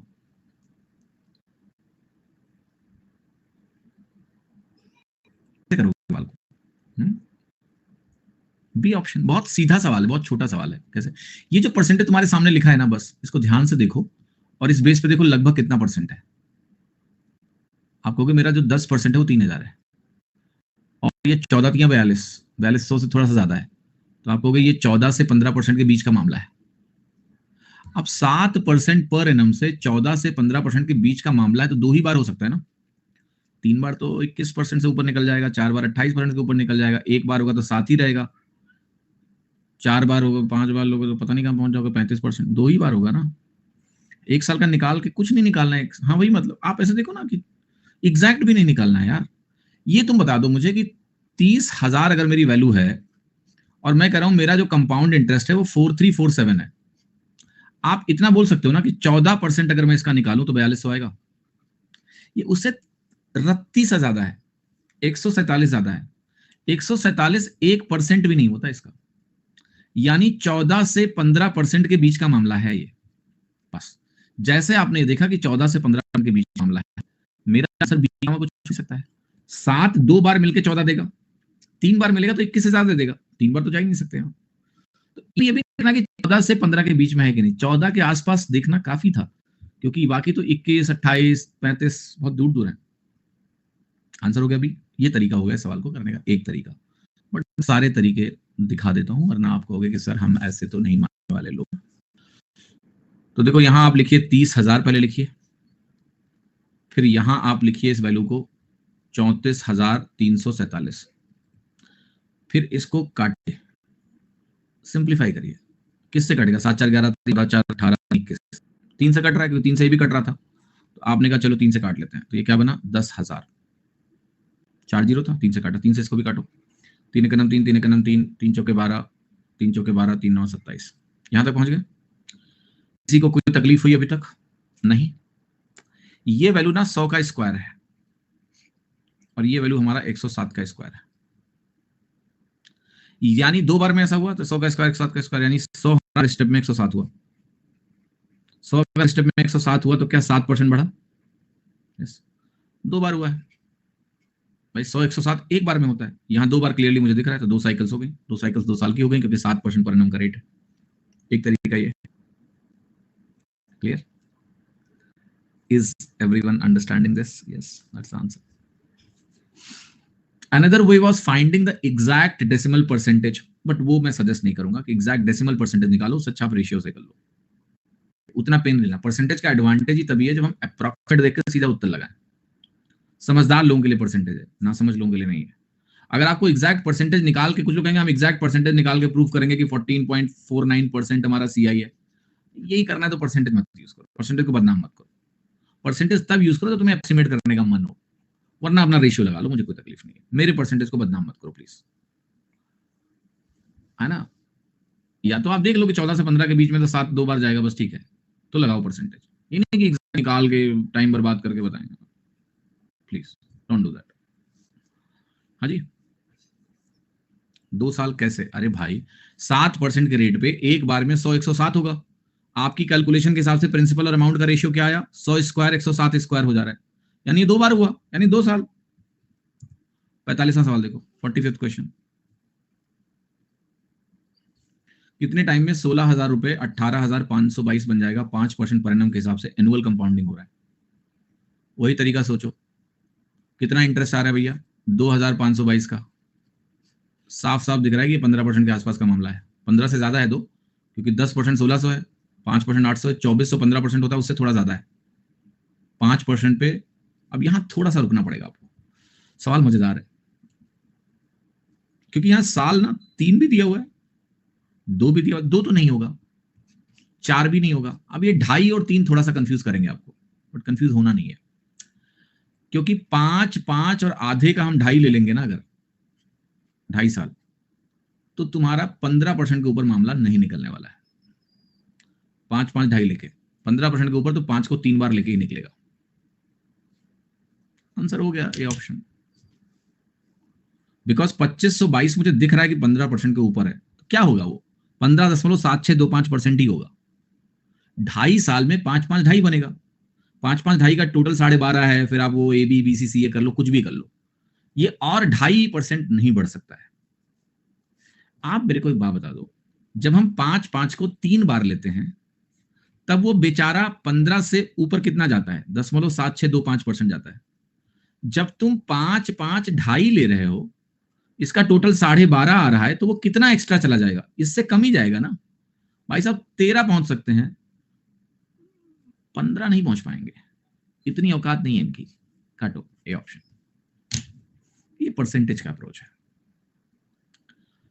अब आते हैं हम रेशियो के अप्रोच पे। रेशियो का अप्रोच ऐसे जाएगा, और समझना इसको कि 5% पूरी साइकिल है तो 5%, पूरी साइकिल है तो 5%। क्योंकि यहां बोला इसने, मतलब इसको छोड़ दो पहले, सॉरी, फॉरगेट अबाउट इट। यहां है आपका 16,000, ये वैल्यू कितनी हो रही है? 18,522। अब थोड़ा मजेदार चीज देखना, इस सवाल का डेटा कैसे बना है। इन दोनों का आधा करो, यहां बनेगा 8,000, यहां आधा करना, 2 9 18, और ये 261। जैसे देखो मुस्कुरा देना, क्योंकि ये तो पता है कि 5% 3 बार वाला केस है, रेट 5% दिया हुआ है, 3 बार यानी 3 साइकिल। देखो अब ये एग्जामिनर ने डेटा रेशियो के डेटा से बनाया, उठा के उसी रेशियो का डबल कर दिया, तो ये आइडेंटिफिकेशन होना जरूरी है। ये रेशियो इसलिए याद होना जरूरी है, क्योंकि कई बार डेटा इन्हीं को यूज करके 2 से मल्टीप्लाई करके बना दिया डेटा। तो टू आइडेंटिफाई दैट क्विकली कि यार मेरे को रेशियो पता है, उसका यूज हो सकता है क्या यहाँ पर? देखो हो गया। तो यहाँ पर परसेंटेज अप्रोच बढ़िया है, because it is strengthening your option elimination approach undoubtedly. और नॉन स्टैंडर्ड परसेंटेज में भी वो काम आ जाएगा। जैसे ये 5% है, तो चलो ये तरीका बेहतर है। अगर 6 होता तो 6 में हम यही बात बोलते कि वो देखो 18% के ऊपर आ रहा है, तो 6% 3 बार, लाइक दैट। बट 6% का वैल्यू तो मैंने आपको याद कराया नहीं है, इसलिए परसेंटेज अप्रोच काफी यूनिवर्सल अप्रोच है ऑप्शन एलिमिनेट करने के लिए, तो वो भी सीखते रहो। और बाकी ये जो स्टैंडर्ड वैल्यू है, इसका भी इस्तेमाल करना है। अक्सर डेटा स्टैंडर्ड वैल्यू को यूज करके दिया जाएगा, जैसे यहाँ दिया गया 5% 3 बार वाला केस था, 5% 3 बार 3 साल हो गया, क्योंकि कंपाउंडिंग एनुअल है लिखा हुआ है, इसलिए 3 साल। हाफ ईयरली होती 1.5 साल होता, ये भी ध्यान रखना कि कंपाउंडिंग देख लो एक बार। 46वां सवाल देखिए, आपको रेट ऑफ कंपाउंड इंटरेस्ट निकालना है। 10,000 की चीज 12,321 होती है 2 साल में, कितने परसेंट बढ़ी? 23.21% है, डी ऑप्शन। अब ये सवाल परसेंटेज अप्रोच से ज्यादा बेहतर होगा, खैर रेशियो से भी हो जाएगा, रेशियो से भी देख सकते हैं कि डी ऑप्शन है। कैसे? देखो, आप कहोगे मेरे पास एक चीज है 10,000, यहां पर मेरे पास एक चीज है 12321, ये 100 का स्क्वायर है, और ये वैल्यू 111 का स्क्वायर। अगर ये आइडेंटिफाई कर लेंगे 2 साल दिया हुआ था, कुछ नहीं लिखा है तो एनुअल कंपाउंडिंग होती है। तो 100 हमारा 111 हो गया हर स्टेप पे, 100 111 हो गया तो 11% से बढ़ गया। दूसरा तरीका आपका था कि आप ऐसे कहते कि ये वैल्यू मेरी 10,000 है, यहाँ पर 123.21 है, अगर मैं इधर 100 बनाऊं यानी 100 से डिवाइड करूं, यहाँ 100 से डिवाइड करूं तो 123.21 हो गया, तो हम कह सकते हैं कि ये 23.21% से बढ़ा है। अब बस खाली नजर घुमा लो ऑप्शन पे, डी 11 और 11 सक्सेसिव में ही ये दे सकते हैं। ये तो 2 बार खुद ही 26 है, 2 बार 28 है, 2 बार 32 है, उससे ज्यादा ही होगा। So answer is going to be simply D using percentage because the change is 23.21%, वो 11% से ही मिलता है। 11 11 121/100। ठीक है, तो ठीक है, दोनों देखते चलेंगे, आपको कंपैरिजन भी समझ में आएगा, दोनों चीजें समझ में भी आती रहेंगी, रिलेशन भी समझ में आएगा। 47वां सवाल देखिए क्या कह रहा है कि क्या होगा कंपाउंड इंटरेस्ट इस सम पर, इस रेट पर 2/7 साल के लिए जहां पर इंटरेस्ट इज कंपाउंडेड ईयरली। लगाओ जरा सवाल है। आप कहोगे पहले साल 14%, अगले साल 14%, फिर पूरा साल नहीं मिला मुझे, साल का 5/7 हिस्सा मिला, तो इंटरेस्ट भी साल का 5/7, 10%। तो यहां वैल्यू आपने लिखा 10%, तो ये मामला है पूरा। 15,000 की मेरी स्टार्टिंग वैल्यू है और मुझे निकालना है कंपाउंड इंटरेस्ट। यहाँ पर what is the compound interest. अब ये सवाल ना थोड़ा कैलकुलेटिव हो ही जाते हैं, ना चाहते हुए भी कैलकुलेटिव हो जाते हैं, क्योंकि 14% is a non standard percentage. तो अब इसको या तो लिखो आप जाके कि 2 × 7%, 7/50, 7/50, ऐसे 7/50, तो यानी 50 मेरा 57 हो गया, फिर 50 मेरा 57 हो गया, फिर 10 मेरा 11 हो गया, ऐसे। तो ये हो गया हमारा 25,000 हुआ। यहां आए तो बना 57 का स्क्वायर। 57 का स्क्वायर कैसे लिखते हैं, 25 से 32 ज्यादा है, और ये 32 से 49 हो गया, 7 का स्क्वायर किया, फिर हमने 11 से गुणा किया इसको। अब 11 से गुणा करके लिखना पड़ेगा आपको। 11 से गुणा कैसे करते हैं जल्दी से, 9 को 9 लिखते हैं, 9 4 13 बनता है, 3 लिखते हैं, 1 हासिल आई, 4 2 6, उसमें 7 जोड़ देते हैं, 1 जोड़ के 7 लिखते हैं, 3 2 5 यहाँ लिखते हैं, और 3 यहाँ लिखते हैं, ये वैल्यू हो गया। तो जो कंपाउंड इंटरेस्ट आ रहा है वो कितना आ रहा है, ध्यान से देखो, 10,739 आ रहे हैं, बट आपका ये वैल्यू 25,000 नहीं है, ये वैल्यू इस वैल्यू का 0.6 टाइम्स है, 15,000 है, तो मुझे इस वैल्यू का 0.6 टाइम्स करना है, मेरा आंसर आ जाएगा। कर लो, 6 9 54, 6 3 18 5 23, 6 7 42 और 2 44, यहाँ 4 आएगा, यहाँ 6 आएगा, 6443.4। Not a bad way to solve the question, एक तरीका ये हुआ। दूसरा तरीका है कि मैं परसेंटेजेस का नेट निकाल लूं, ओके, और वहां से सॉल्व कर लूं। कैसे परसेंटेज का नेट निकलेगा, आप कहोगे सर 14 और 14 को कंबाइन कर लें, कितना बनेगा, 29.96%, ठीक है। फिर मेरे को 10% से कंबाइन करना है, 10 जोड़ेंगे तो देखो 29.96 प्लस 10, प्लस ये वैल्यू बनेगी 2.996, लाइक दैट, क्योंकि इसका गुणा करके 100 से डिवाइड करना होगा। तो ये हो गया 39.96, और यहां पर हो गया 2.996, लाइक दैट। अगर आपकी एडिशन स्किल अच्छी है तो ठीक है, थोड़ा आंसर करीब है, तो ऐसा भी नहीं है कि बहुत ज्यादा, you can approximate, don't try to be little accurate, that's good, ठीक है। 42.956%, ये कमजोर दिल वालों के लिए तो बिल्कुल नहीं है, ठीक है। अब मुझे क्या निकालना है, 15, ये 42.956% ऑफ 15,000, ये डेयरिंग लोगों के लिए, डेयरिंग लोग, तो ये वैल्यू हो गई 15% ऑफ 42,956, 3 जीरो इधर करके 15% कर दो ऐसे। अब ये वैल्यू 10% लिखेंगे हम, 4295.6, 5% इसका आधा होगा, जो कि होगा 21,47.8, ठीक है, जोड़ देते हैं, 8 6 14, 7 5 12 1 13, 9 4 13 1 14, 2 1 3 1 4, 4 2 6, 6443.4। पर्सनली स्पीकिंग एग्जाम में ये करना थोड़ा डिफिकल्ट है, इट्स नॉट दैट इजी। अब कुछ लोग कहेंगे सर इसको सीधे 40 मान लेते, इसको सीधे 3 मान लेते, इसको 43 मान लेते। ये हवाबाजी में बोल रहे हो आप, बिकॉज दो आंसर्स करीब है, मतलब ऐसा नहीं कि बहुत ज्यादा अंतर है, 40 का अंतर है, तो आपको ये एसर्टेन करके देखना पड़ेगा कि मैं कितने परसेंटेज अप्रोक्सीमेट कर सकता हूं कि नहीं कर सकता हूं, कर सकते हैं, देखना पड़ेगा। तो आपको देखना है कि देखो, क्योंकि मैं अंतर बता रहा हूं क्या होता है। जैसे लेट्स से दो नंबर्स 6443 यहाँ है और 6489 है। अप्रोक्सीमेशन पर्सपेक्टिव से आपको यहां देख के लग रहा होगा कि मेरे पास 46 का अंतर है, जबकि नहीं है। आपके पास लिबर्टी सिर्फ 23 की है, क्योंकि अगर आपने थोड़ा सा भी गलत अप्रोक्सीमेशन किया और वैल्यू इधर आ गई, इसके करीब पहुंची, तो आप ये लगाओगे फिर। देयरफॉर आपकी लिबर्टी सिर्फ 23 की है। तो मुझे जाके देखना पड़ेगा कि मैं कुछ भी करूं, मेरे आंसर में 23 का अंतर क्रिएट ना हो। So if I am eliminating few things, basically खैर हम अंक को कम कर रहे हैं, तो हमें देख के चलना कि 23 का डिफरेंस क्रिएट ना हो। जैसे आपने कहा कि मैं इसको 0.04 बढ़ा दूं, तो आपको देखना पड़ेगा 0.04% कितना वैल्यू होगा। अब वो टाइम एक्स्ट्रा लग रहा है ना फिर आपको देखने में। 0.04% is equivalent to how much. अब जाओगे आप कहोगे कि मेरा एक वैल्यू प्रिंसिपल है 15,000, इसका हम 0.1% देखेंगे तो 15 आएगा, 0.01 देखेंगे तो 1.5 आएगा, 0.04 6 हो गया। तो आपको अच्छा, इससे मेरा 6 का चेंज आ रहा है तो कोई बात नहीं, बट इतना कुछ देखने में ही सारा टाइम निकल जाएगा ना फिर आपका। रेशियो लगाओ ना फिर उससे अच्छा। तो आई रिकमेंड यू कि जब परसेंटेज इस तरह से हो जो थोड़े से आपको लगता है कि इवन उनको कंबाइन करने में आपको तकलीफ होगी, डोंट कंबाइन देम। ठीक है, don't combine them, it's better to go through ratio. Okay, because ratio से आपका कैलकुलेशन आसान हो जाएगा, दिमाग को पेन कम आएगा। एग्जाम पर्सपेक्टिव से ये ठीक है, क्योंकि दशमलव में कंबाइन करने में जब आपका परसेंटेज थोड़ा अजीब सा है और combination is not that easy, थोड़ा सा मुश्किल है कॉम्बिनेशन। 14 14 10 है, मतलब इवन अगर 6 6 6 होता 3 तो कंबाइन कर लेते, 8 8 8 होता कंबाइन कर लेते।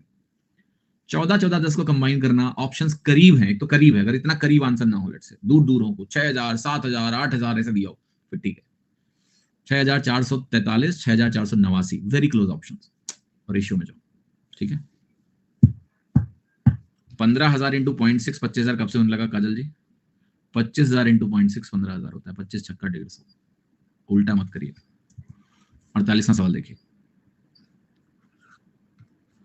A certain sum of money invested at compound interest compounded annually amounts to rupees 1014 at rate of 4% per annum in 2 years. Find the principal sum. निकालो कि principal sum कितना है।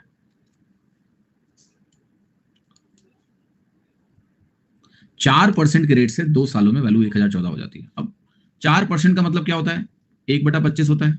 2 साल का मामला है तो हम लिखते हैं रेशियो में 25 स्क्वायर 26 स्क्वायर। 1014 बनाया ही डेटा ऐसे ही होगा, कुछ ना कुछ करके इधर से खेल। 625 सही है, और ये वैल्यू हमारी 676 मत लिखना, इसको 676 से डिवाइड करना पड़ेगा तुमको। तुम इसको 26 इंटू 26 ही रहने दो। ये वैल्यू 1014 के बराबर दी हुई है। 13 से काटे है, 13 7 91 13 8 104। पहले आप इसको ना 13 से काटो, 2 बचेगा। 13 7 91 और 13 8 104। ठीक है, फिर आप कहोगे 13 से काटते हैं, 13 दूना 26 13 छक 78, 2 से काटो 3, 1.5 गुना आ गया, 1.5 टाइम्स। इसको भी 1.5 टाइम्स करना है। 1.5 इज 3/2, 1875/2 कितना हो जाएगा?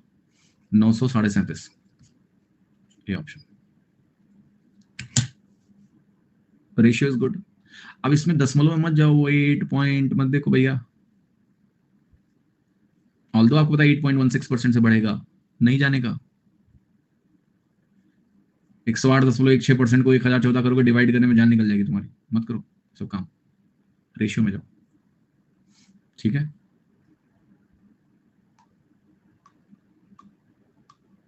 क्लियर? 937.5 समझ में आ रहा है क्या कर रहा हूं मैं? अच्छा, जोश में इसको 676 मत लिखना, वरना तो फिर 676 से डिवाइड भी करना पड़ेगा, वो तुम कर नहीं पाओगे। कर सकते हो बट थोड़ा सा डिफिकल्टी होगी अगर आपका सम इतना अच्छा नहीं है तो, क्योंकि 676 एक बार लेके जाओगे, फिर आपको 324 बचा और 14 बचा, विच इज 338, और 338 इसका आधा है तो 1.5 गुना है, बट वो देखने में दिक्कत होगी, इसलिए इसको 26 इंटू 26 ही लिख के रखो, डिवाइड करो, ताकि आपको पता चले कि 3/2 गुना है, फिर 625 को 3/2 गुना कर लो। 49th question. Is compound interest on a certain sum at 10% per annum for 2 1/3 years is this much. Interest compounded yearly, sum किसके बराबर है? ओके, तो आप कहोगे भाई पहली बार मेरा 10% है, दूसरी बार भी 10% होगा क्योंकि एनुअल कंपाउंडिंग है, बट तीसरे साल में मेरे को 10% मिला ही नहीं, मेरे को 10/3% ही मिल पाएगा क्योंकि टाइम ही 1/3 का है। अब अगर मैं इसको फ्रैक्शन में व्यक्त करूंगा, क्योंकि इसको ऐसे लेके तो कंबाइन नहीं करूंगा मैं, क्योंकि ये 3.33% है, तो मैं ऐसे ही करूंगा कि 10 11 हुआ, 10 11 हुआ और ये मेरा वैल्यू अगर आप फ्रैक्शन में कन्वर्ट करोगे तो ये 1/30 है। तो 30 मेरा 31 है। क्यों 1/30? क्योंकि 1/10 1/10 1/30 1/3 है। अगर आप कंबाइन करोगे तो ये वैल्यू आपकी 3000 है। यहां कैसे कंबाइन करना है? 31 को आप 11 से गुणा करिए, 341 बना। तो 341 को 11 से गुणा करिए तो कैसे लिखेंगे? 1 लिखेंगे, फिर 4 1 5 लिखेंगे, फिर 4 3 7 लिखेंगे, फिर 3 लिखेंगे। तो आप कहोगे मेरा जो कंपाउंड इंटरेस्ट है वो 751 है। अब ये 751 यूनिट ही 3604.8 के बराबर है। Now I need to figure out what's my answer. Answers निकालने के लिए क्या करना है? डिवाइड करना पड़ेगा। डिवाइड करोगे तो उत्तर आएगा, ऐसा तो उत्तर आना नहीं है। कैसे करोगे? करते हैं डिवाइड। 5 बार जाएं? नहीं जा सकते। 4 बार जाएं? आपको के साथ 4 ही बार जाओगे, क्योंकि 5 बार अगर इसको लेके चलेगे तो बहुत आगे निकल जाओगे। Let's go 4 times. अगर मैं 4 गुना गया तो 75 × 4 300 होता है, तो 3004 बनेगा। और 3004 अगर बना ये वैल्यू, तो बहुत ध्यान से देखना कितना बचेगा। 600.8 बचा। अब बहुत सिंपल है, 8 बार चले जाओ बस। 75 का 8 गुना 600 होता है, और ये 8 का नाम 8 हो गया, कट गया पूरा 0.8 टाइम्स आने से। मतलब इसका 8 गुना 6000 बनेगा, 6008 बनेगा टोटल। तो आपका आंसर हो गया 4.8 टाइम्स। तो if you are good in few basic multiplication like 75 × 4 300 है, 75 × 8 600 है, तो यहाँ 750 × 8 है, वो 6000 हो गया, 8 × 1 8 हो गया। तो बेसिकली हमने 751 को 8 से गुणा कर लिया मेंटली, 6008 दशमलव लगा दिया, 600 8 होगा, 4.8 टाइम्स हो गया। अब मुझे क्या करना है? मुझे 3000 को 4.8 से मल्टीप्लाई कर देना है। मेरा प्रिंसिपल क्या है? 3000 × 4.8, 48 3 144 होता है, 14400 आपका आंसर हो गया। C option, 14,400 is answer. Correct? Yes. 50वां प्रश्न देखिए। कंपाउंड इंटरेस्ट 15,600 पे निकालना है मुझे। 12% पर एनम का रेट है 9 महीने के लिए। क्वार्टरली कंपाउंडिंग की है। 30 से 31 कैसे? कोई चीज अगर +1/30 से बढ़ रही है तो वो 30 से 31 हो जाती है दीपक जी, परसेंटेज। ठीक, चलो इधर आ जाओ। 12% पर एनम 9 महीने क्वार्टरली कंपाउंडिंग। क्वार्टर का मतलब 3 महीना होता है। 9 महीने अगर आपने दिए तो 3 साइकिल्स बनेंगे 3 3 महीने की। और अगर आपने बोला है कि 12% 12 महीने का है तो 3 महीने का 3% होगा। ये सवाल बेसिकली ये है। और यहाँ वैल्यू हमारी 15,600। अब यहाँ पर रेशियो मत लगाना। यहाँ रेशियो बहुत ही डॉन्टिंग टास्क है। डॉन्टिंग का मतलब पता है तुमको क्या होता है? इसका सिनोनिम 3 3 3 का मतलब 100 103 100 103 100 103। अब 103 का क्यूब कौन निकालेगा?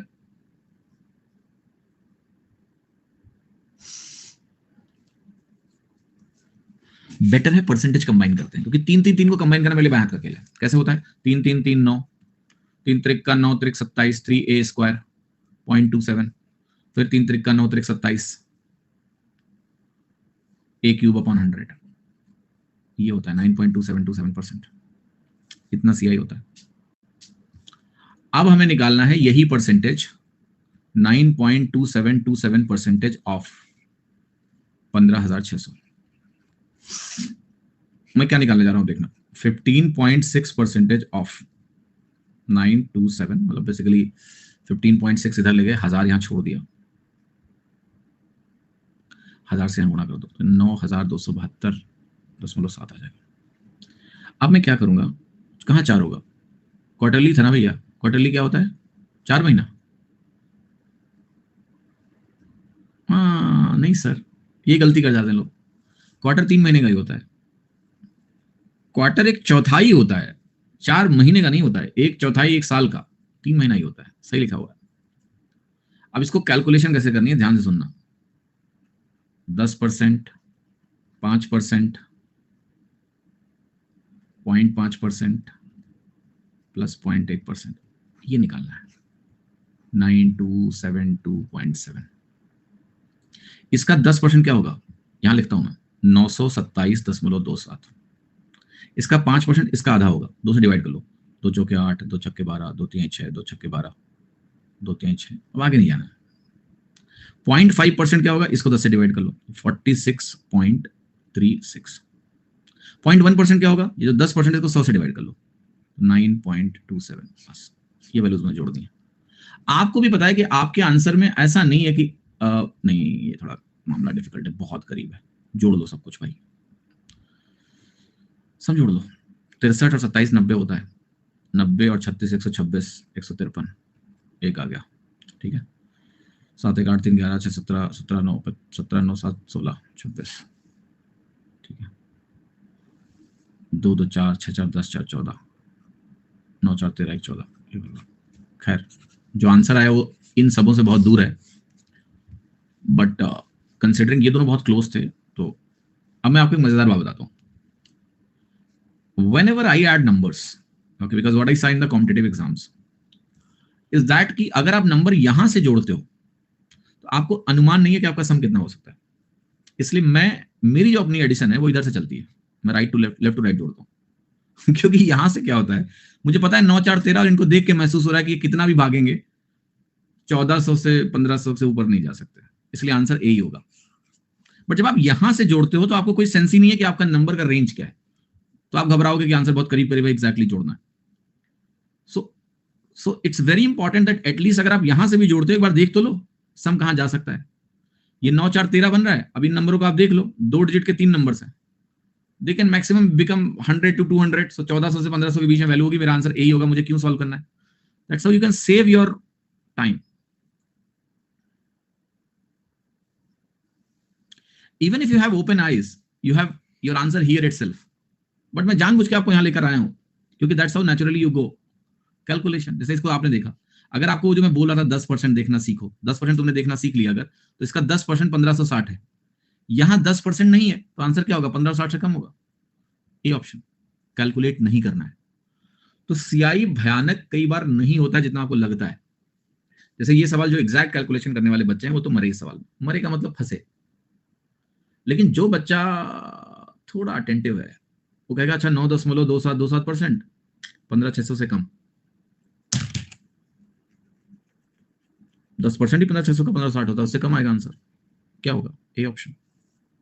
0.5 0.1 कैसे निकाला मैंने, 5% को 1/10 से डिवाइड कर दो, 0.5% आ गया। 10% को 100 से डिवाइड कर दो, 0.1% आ गया, तो उसी से मैंने लिख दिया उसको।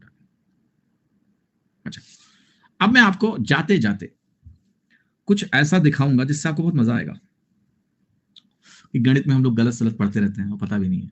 आज मैंने कुछ सवाल कराए गलत सलत तरीके से, गलत सलत से। हाँ, मत जाना मत जाना मत जाना, रुको रुको रुको रुको, नहीं सवाल इतने ही होंगे, मतलब डिस्कशन होने जा रहा है, कुछ कॉन्सेप्ट आंखें खोलने जा रहा हूं तुम्हारी, रुको तो, अरे रुको तो, कहां भगे, सवाल ही रोक रहे हैं। अब मैं आपको कुछ बताने जा रहा हूं जो जो आप इनवेरिएबली पढ़ते आए हो और जो गलत है, और वो गलत करके ही सवाल लगाना होता है, लेकिन कभी धोखा मिलना है बहुत बड़ा किसी को, मैं चाहता हूं आपको ना मिले। तो let us do some experiment with you. अभी जैसे मैंने बात करी आपसे, अगर आपने देखा होगा fraction number of years, okay, like 2/5 years for example, let's say हमने कहा कि हमारी कंपाउंडिंग एनुअल है, बोला, लेट्स से हमने कहा हमारा जो रेट है वो मान लेते हैं 10% का है, ठीक है। हमने कैसे लिखा कि एनुअल कंपाउंडिंग है तो पहला साल पूरा है तो 10%, दूसरा साल या दूसरा साइकिल पूरा है तो 10%, तीसरा साइकिल चूंकि 2/5 है तो 2/5 इंटू 10%, जो कि 4%, लिखा हमने ऐसा ना। ये कन्वेंशन जो आप यूज करते आए हो, कभी आपने सोचा नहीं कैसा क्यों? देखो एक चीज समझना, जब हम कहते हैं कि हमारा कंपाउंडिंग हाफ ईयरली है, जैसे हमने कहा 1 साल का इंटरेस्ट हमारा 10% पर एनम है, जब हम ये डिक्लेयर करते हैं कि हमारी कंपाउंडिंग हाफ ईयरली है तो हम रेट इफेक्टिव आधे साल का निकालते हैं, निकालते कि नहीं निकालते? यस और नो? यस। तो हम क्या करते हैं कि भाई इस 10% को 2 से डिवाइड करते हैं, क्योंकि हमने डिक्लेयर कर दिया हमारी कंपाउंडिंग हाफ ईयरली है। यहां जब आप 4% लिख रहे हो तो आपको पता है क्या कर रहे हो आप? थोड़ा सोचो, आप बेसिकली साइकिल की लेंथ को बदल रहे हो। ये 4% क्यों होगा? कंपाउंडिंग हमारी एनुअल है तो 2/5 पे आपका इंटरेस्ट 2/5 कैसे हो गया? ये तो आप कह रहे हो कि भाई हमारी बेसिकली ये इंटरेस्ट होगा, आप ऐसे कह लो कि 1 साल के 2/5वें हिस्से की अगर हम कंपाउंडिंग करते तो ये इंटरेस्ट होता। इज इट राइट और wrong? That's the simple question. Let's see it. और बहुत मजा आएगा तुमको अभी, सच में बहुत मजा आएगा। तैयार हो इसके लिए? चलो इस यात्रा पे तुमको लेके चलते हैं। मैं इसको ऐसे करता हूं, 2 1/2 ईयर्स, लेट्स 2.5 साल कर लेते हैं। आर को हम 10% पर एनम रखेंगे और कंपाउंडिंग रखेंगे ईयरली। ये तुम्हें ज्यादा अच्छा समझ में आएगा। देखो ध्यान से, आपने कहा ये 10% हो गया, ये 10% हो गया और ये वैल्यू 5% हुई, यही बोलोगे ना कि आधे साल के लिए तो हम आधा इंटू 10 करेंगे 5 बनेगी। अब मेरे को एक बात हो, ये 5% एक्चुअली में पता है क्या है? ये इंटरेस्ट है जब कंपाउंडिंग 10% पर एनम पे हाफ ईयरली होती। तो क्या आप एक बात बोलोगे कि यहां आपने एक गलत काम किया है, और वो गलत काम ये किया है कि अगर मैं इस चीज को सच मान लूं तो पूरे साल का इंटरेस्ट इससे मिलना चाहिए मुझे, जो कि ज्यादा हो जाएगा। यस और नो? अगर तुमने यहां आधे साल का 5% लिखा तो तुम्हारे हिसाब से तुमने एक एनुअल कंपाउंडिंग को आप हमें समझा रहे हो कि एनुअल कंपाउंडिंग का आधा हाफ ईयरली कंपाउंडिंग होता है। नहीं, एनुअल कंपाउंडिंग का आधा हाफ ईयरली कंपाउंडिंग कैसे हो जाएगा? एनुअल कंपाउंडिंग का आधा कुछ ऐसा होना चाहिए जिससे मुझे 2 बार मिला के 10% मिले, तब तो हम बोलेंगे कि आधा होगा, और वो नेचुरली 5% से कम होगा, वो 5% नहीं हो सकता है। That will be less then 5%। इसका मतलब ये हो गया कि इससे जो भी कैलकुलेशन आप करते हो वो एक्चुअली ज्यादा करते हो आप, इससे ज्यादा सीआई आता है। एक्चुअल सीआई क्या होगा? इससे कम होगा। ये अप्रोक्सीमेट वैल्यू है, गलत करते हो तुम, और गलत को सही करके उत्तर मारते हो। कितने लोगों को समझ में आ रही है मेरी बात? थोड़ी थोड़ी करके। ओके, धोखा अभी नहीं होगा, क्योंकि एग्जामिनर भी सवाल बना रहा है तो वो चाहता है कि तुम इसी से सॉल्व करो, और क्यों करवाता है मैं आपको बताता हूं अभी, इसका रीजन अभी समझाता हूं। थोड़ा देर रुको, थोड़ा देर रुको, बस तुम्हें कारण भी समझाता हूं, बट मैं बताऊंगा धोखा कब होगा वो भी समझाऊंगा आपको। टाइम को 5/2 लेकर नहीं कर सकते। कैसे 5/2 ले लोगे आप? फंडामेंटल प्रॉब्लम समझ में आया आपको कि नहीं आया? फंडामेंटल प्रॉब्लम यह है कि तुमने आधे साल का इंटरेस्ट जब यहां 5% लिखा तो तुम ये कह रहे हो कि ये हाफ ईयरली कंपाउंडिंग का इंटरेस्ट है। क्या 2 हाफ ईयरली कंपाउंडिंग के इंटरेस्ट से मुझे 10% मिलेगा? नहीं, ज्यादा मिलेगा। तो यहां आप ज्यादा इंटरेस्ट काउंटिंग कर रहे हो। अब मेरा सवाल है क्यों कर रहे हो? एक्चुअल सीआई इससे कम होगा, एक्चुअल सीआई इससे कम होगा, ये ज्यादा कैलकुलेट कर रहे हो आप। सो जैसे let me give you an answer. जैसे मैं एक आपको क्वेश्चन दे रहा हूं, बहुत ध्यान से देखना। 1/2 साल का मामला है, 1/2 साल का मामला है, और मैंने आपसे बोला कि रेट हमारा 10% पर एनम है। प्रिंसिपल मैंने बोला आपका 1000 है, ठीक है। एनुअल कंपाउंडिंग है, और मैं आपसे पूछूं कि सीआई क्या है, कंपाउंड इंटरेस्ट निकाल दो। ऑप्शन ए लिख रहा हूं मैं, ठीक है।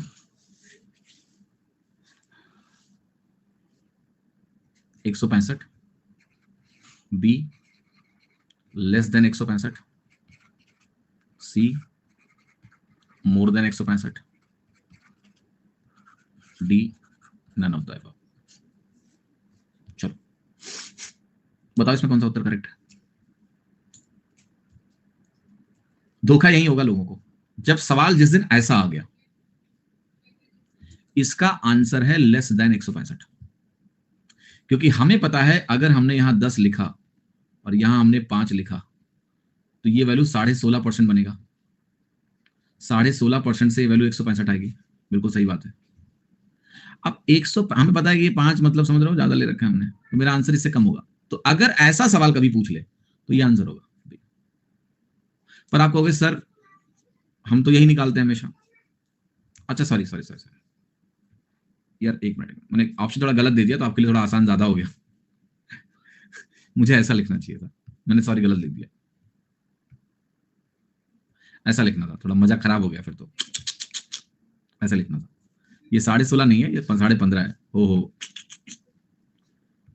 तभी तो मैक्सिमम लोग बी पे अटक गए, धोखा हो नहीं पाया। अब समझना ये सवाल आएगा, आप सीआई कैलकुलेट करोगे, सीआई आएगा 155, बट 155 गलत है। सवाल का उत्तर होगा ये, क्योंकि मैंने आपको बता रखा है इससे जो निकालते हो ज्यादा होता है। फ्रैक्शन नंबर ऑफ ईयर्स में जो आप सीआई कैलकुलेट करते हो वो एक्चुअल से ज्यादा होता है। आंसर 155 नहीं होगा, इसका आंसर होगा बी, लेस देन 155। अब आप मुझसे पूछो कि सर फिर ऐसा करते क्यों है, मतलब गलत लगा के उत्तर क्यों लगाते हैं? आप हो गए हम तो सीआई ऐसे ही लगाते हैं, 155 लगाते हैं। अगर ऐसा सवाल आया तो बी करेक्ट होगा और बी ही लगाना है। इसका कारण बता रहा हूं मैं, क्यों आपको यह सहूलियत दी जाती है, इसका रीजन अभी समझाता हूं आपको। क्योंकि देखो अब अगर मैं आपसे बोलूं कि यार मुझे आधा साल लेना है तो आपको यह निकालना पड़ेगा कि कौन से x% से मुझे नेट 10% मिलेगा। वो x की तीसरी वैल्यू होगी, मतलब ये 10% चलेगा। यहां आधे साल में x% लिखना है मुझे, वो x की वैल्यू ऐसे निकालना पड़ेगा मुझे, x plus x square by 100 is equal to 10। अब इस क्वाड्रेटिक को सॉल्व करोगे तो x निकलेगा। अब आप मुझे बताओ एग्जाम पर्सपेक्टिव से क्या ये निकालना आपके लिए प्रैक्टिकल है? नहीं है। कि ये क्वाड्रेटिक आप इसलिए सॉल्व कर रहे हो बैठ के कि हमें ये वाली सही एग्जैक्ट वैल्यू मिल जाए, और वो क्वाड्रेटिक भी ऐसी नहीं कि फैक्टराइज होने वाली है, सीधी तरह 4 जी को लगाना पड़ेगा, minus B plus root B square minus 4ac/2, ये पगला जाओगे तुम। Therefore, what happens, there is another way to understand this, I'll explain you. The another way to understand it कि मेरा 10% का इंटरेस्ट है, 1.5 साल का मामला है, तो मैं ऐसे लिख सकता हूं कि principal is equal to, sorry, amount is equal to principal into 1 plus 0.1 की पावर 3/2, ऐसा लिख सकता हूं। तो ये वैल्यू बनेगी p इंटू 1 प्लस 0.1 की पावर 1 इंटू 1.1 की पावर 1/2, ऐसा आएगा। अब ये 1.1 की पावर 1/2 को जरा इधर लिखते हैं, इट्स लाइक ऐसा कि 1 plus x by 100, 0.1 is 10/100, 1 plus x by 100, x by 100 को थोड़ी देर के लिए मैं ऐसा लिख लूं, 1 प्लस के लिख लेता हूं, 1 प्लस के की पावर n, ऐसा लिख लेता हूं, जहां पर k एक छोटी सी वैल्यू है बिकॉज इट्स 0.1 लाइक दैट। इसका अगर आप बाइनोमियल एक्सपेंशन करो, डरना मत, बस लिख रहा हूं, तो ये बनेगा 1 plus k into n plus n minus 1/2 into k square and dot dot dot. अब देखो इसमें होता क्या है, समझना इसको। ये 1 प्लस के इंटू एन जो है, इसको समझिएगा, ये वैल्यू ऐसे बनेगी 1 प्लस 0.1 की पावर 1/2, ये निकालना है मुझे, तो ये बनेगा 1 प्लस 0.1 इंटू 1/2, पहला स्टेप। फिर ये वैल्यू 1/2 आपने रखी, तो ये बनेगा 1/2 into minus 1/2, 1/2 into minus 1/2 into k square है। तो अब ये वैल्यू नेगेटिव हो गई, आपने देखा। तो अब आगे ऐसे नेगेटिव वैल्यू, मतलब ओवरऑल जो नेट है नेगेटिव ही बनेगा। ये वैल्यू ऐसी बनती है 1.05 and then there is negative, and therefore I am saying कि जब आप 1.05 मानते हो तो ज्यादा मानते हो। अब होता क्या है कि आपको सहूलियत ये दी जाती है कि भाई कैलकुलेशन, अब एग्जाम में ऐसा तो नहीं है कि आप बैठ के ऐसे इसको कैलकुलेट कर सकते हो बाइनोमियल से या फिर इससे निकाल सकते हो। तो वो कहते हैं कि ऐसा करो, आप 1 प्लस के की पावर n को अप्रोक्सीमेटली 1 प्लस nx मान के सॉल्व कर लो एग्जाम में, जब आपसे पूछे हम कि हमें फ्रैक्शन नंबर ऑफ ईयर्स का CI चाहिए। ये अप्रोक्सीमेटेड वैल्यू है आपकी सहूलियत के लिए। तो 1 प्लस nx का मतलब क्या हो गया, अगर ये 1/2 है तो 1/2 इंटू एक्स, एंड देयरफॉर जो 1/2 साल है तो 1/2 इंटू रेट। ये सहूलियत के लिए है बस। तो जब मैं इस चीज में इंटरेस्टेड हूं कि आपको मैंने एक सवाल दिया, जैसे मैंने आपको एक सवाल दिया, मैंने कहा कि मेरे को CI निकाल दो 1,000 रुपए पे, रेट 10% है और टाइम पीरियड 1/2 ईयर्स है और एनुअल कंपाउंडिंग की हमने, मैंने कहा CI निकाल दो। अब ये मेरा अगर सवाल है कि CI निकाल दो, यानी मैं कैलकुलेशन करके CI जानना चाहता हूं, आपको मैं ऑप्शन दे दूंगा 155, आपको मैं ऑप्शन दे दूंगा 160, मैं आपको ऑप्शन दे दूंगा 151, मैं आपको ऑप्शन दे दूंगा लेट्स से 150। ये 4 ऑप्शन दे दिए मैंने, और मैंने कहा निकालो option. Now I am not focused on कि आप बाइनोमियल एक्सपेंशन से वैल्यू निकालो या वो इसमें वो सक्सेसिव लगा के आप वैल्यू निकालो। तो यहां मेरा फोकस बस ये है कि आप एक बार 10% लगा लो और एक बार इसकी अप्रोक्सीमेटेड वैल्यू यूज कर लो, 10 इंटू 1/2 5%, और मेरा आंसर निकाल दो बस। तो मेरा इंटरेस्ट इसी में है बस कि 15.5% निकाल दो जो कि 155 है और यही लगा दो। वहां आपको दिमाग नहीं लगाना कि 155 से कम होगा, हाँ ठीक है पता है, बट जरूरत नहीं है। जब चारों डेफिनेट आंसर दिए हो मैं यही लगाऊंगा, बिकॉज मैं वो कैलकुलेशन करने नहीं बैठा हूं यहाँ पर, वो एग्जामिनर आपसे चाह भी नहीं रहा। अब विडंबना क्या हो गई कि मास्टर ये बताते ही नहीं, उनको भी नहीं पता है, कभी सोचा ही नहीं। उनको लगता है 1/2 इंटू 10 5, ठीक तो है। बच्चे को उल्लू बनाया चले, बच्चे उल्लू बन रहे हैं। जिस दिन ये खेला होगा 155 154 रहेगा। मैंने क्या बोला, दिमाग तुम्हें नहीं लगाना है जब तक ऐसा ऑप्शन ना आ जाए, तब तक दिमाग तुम्हें नहीं लगाना है। जब वो एग्जैक्ट कैलकुलेशन में इंटरेस्टेड है कि मेरे को बता दो CI कितना है, तब तक तुम यही काम करो, अप्रोक्सीमेटेड वैल्यू लगा के ही सॉल्व करोगे। अपने मन से नहीं कि 155 से कम वाला आंसर ठोक देंगे, नहीं भैया, नहीं करना, आपको यही लगाना है तब तक, क्योंकि वो भी एक्सपेक्ट कर रहा है कि आप हाफ का हाफ करके लगा दो, बिकॉज एग्जैक्ट निकालना तो आपके लिए कैलकुलेट करना संभव नहीं है। लेकिन जिस दिन ऑप्शन ऐसा आया वो आपसे कैलकुलेट करवा भी नहीं रहा है, वो कह रहा है आप ये निकालो और फिर आपको ये पता है क्या कि ये ज्यादा है, तो हाँ लेस देन इससे होगा। यहां वो आपसे कैलकुलेशन नहीं करा रहा है, वो प्योर कॉन्सेप्ट टेस्ट कर रहा है। खैर अब एसएससी में जो क्वेश्चन बनाते हैं क्या उनको ये बात पता है कि नहीं मुझे नहीं मालूम, ठीक है, बताना पड़ेगा। अब गणित आप सोच लो कि आप कैसे पढ़ रहे हो, मतलब इतने यूट्यूब लेक्चर्स हैं। फिर मैंने यूट्यूब पे भी इस बात को एक बार पढ़ाया था, बट भीड़ जानते हो कहां जाती है ना? भीड़ को तो मसाला पसंद है, भीड़ को चाहिए मसाला, ज्ञान से मतलब नहीं है। भीड़ को तो चाहिए कि टीचर हमारा कौन कौन सा देश घूम रहा है, कौन कौन सी गाड़ी है उसके पास, कितना बड़ा बंगला है उसका। कंटेंट से किसको इंटरेस्ट है? बस वो 1/2 × 10 करने में खुश है। काम भी चल रहा है क्योंकि अभी तक ऐसा सवाल आया नहीं कि कोई तकलीफ हो। जब आएगा ऐसा सवाल तो वो मास्टर भी सीख लेंगे उस टाइम पे, क्योंकि उनको पता चल जाएगा कुछ घोटाला हुआ है, तो वो उस दिन अपने आप को अपग्रेड कर लेंगे, सीख लेंगे वो मेरे वीडियो से उस दिन। लेकिन जब ये घोटाला होगा तब तक ऐसे ही घोटाला चलेगा और 1 साल कोई जनता बर्बाद होगी, ध्यान रखना। ठीक है, छोटी सी बात लोग नहीं सिखा रहे क्योंकि खुद नहीं आता। मैं सच बता रहा हूं, उन्होंने खुद इस चीज को नहीं देखा। आपके मैक्सिमम एसएससी के टीचर्स, एसएससी के एग्जाम की तैयारी करी है उन्होंने, उन्हीं टीचर से पढ़े हैं जो एसएससी पढ़ाते हैं, उन्होंने भी एसएससी निकाला था वही पुरानी किताबें पढ़ के। गहराई में कोई उतरा ही नहीं है, दे शैलो वाटर वाले लोग हैं सारे।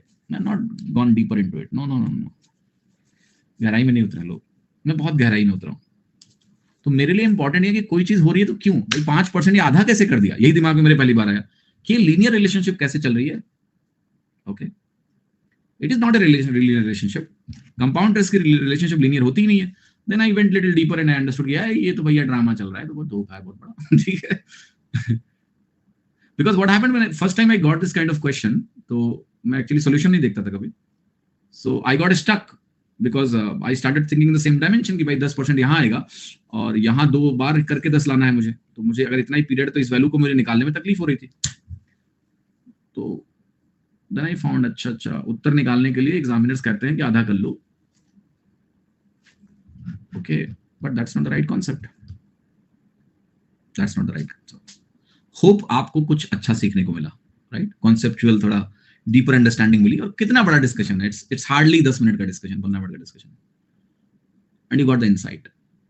आई एम नॉट सेइंग कि एग्जाम में आपको गलत करना है, अभी सॉल्व करो 5% से मजे से करो, बट जिस दिन ये सवाल आएगा उस दिन बी ऑप्शन लगा के आना।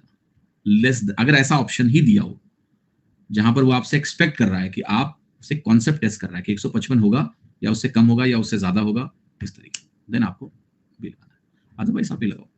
ठीक है, क्लियर है? हाँ जी,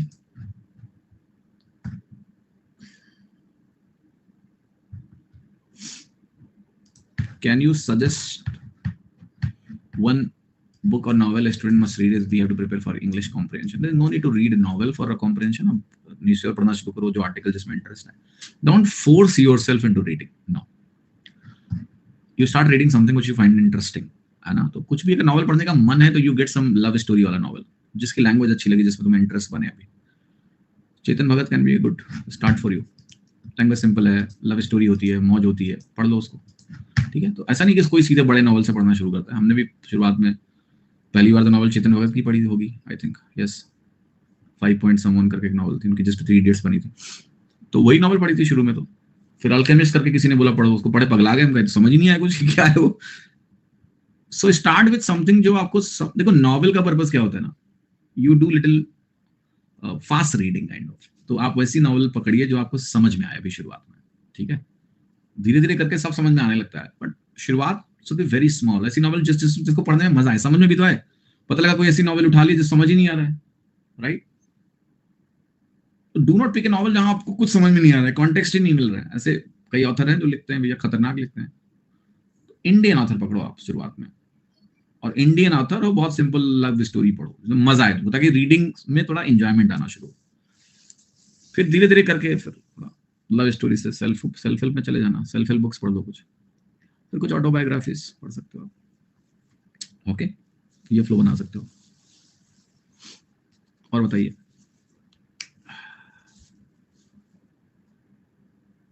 एटॉमिक हैबिट्स अच्छी बुक है, बट टू स्टार्ट विद मुझे लगता है फन नॉवेल्स पढ़ो आप थोड़ा, not get too serious immediately ना। So Atomic Habits is a good book. But you read it little later, ना जल्दी नहीं, ठीक है। अगर उस बुक का आइडिया लेना तो समरी देख लो यूट्यूब पे कि क्या बताया उस किताब में, वो तो समरी देख सकते हो। अगर पढ़ना है आपको, थिंक एंड ग्रो रिच।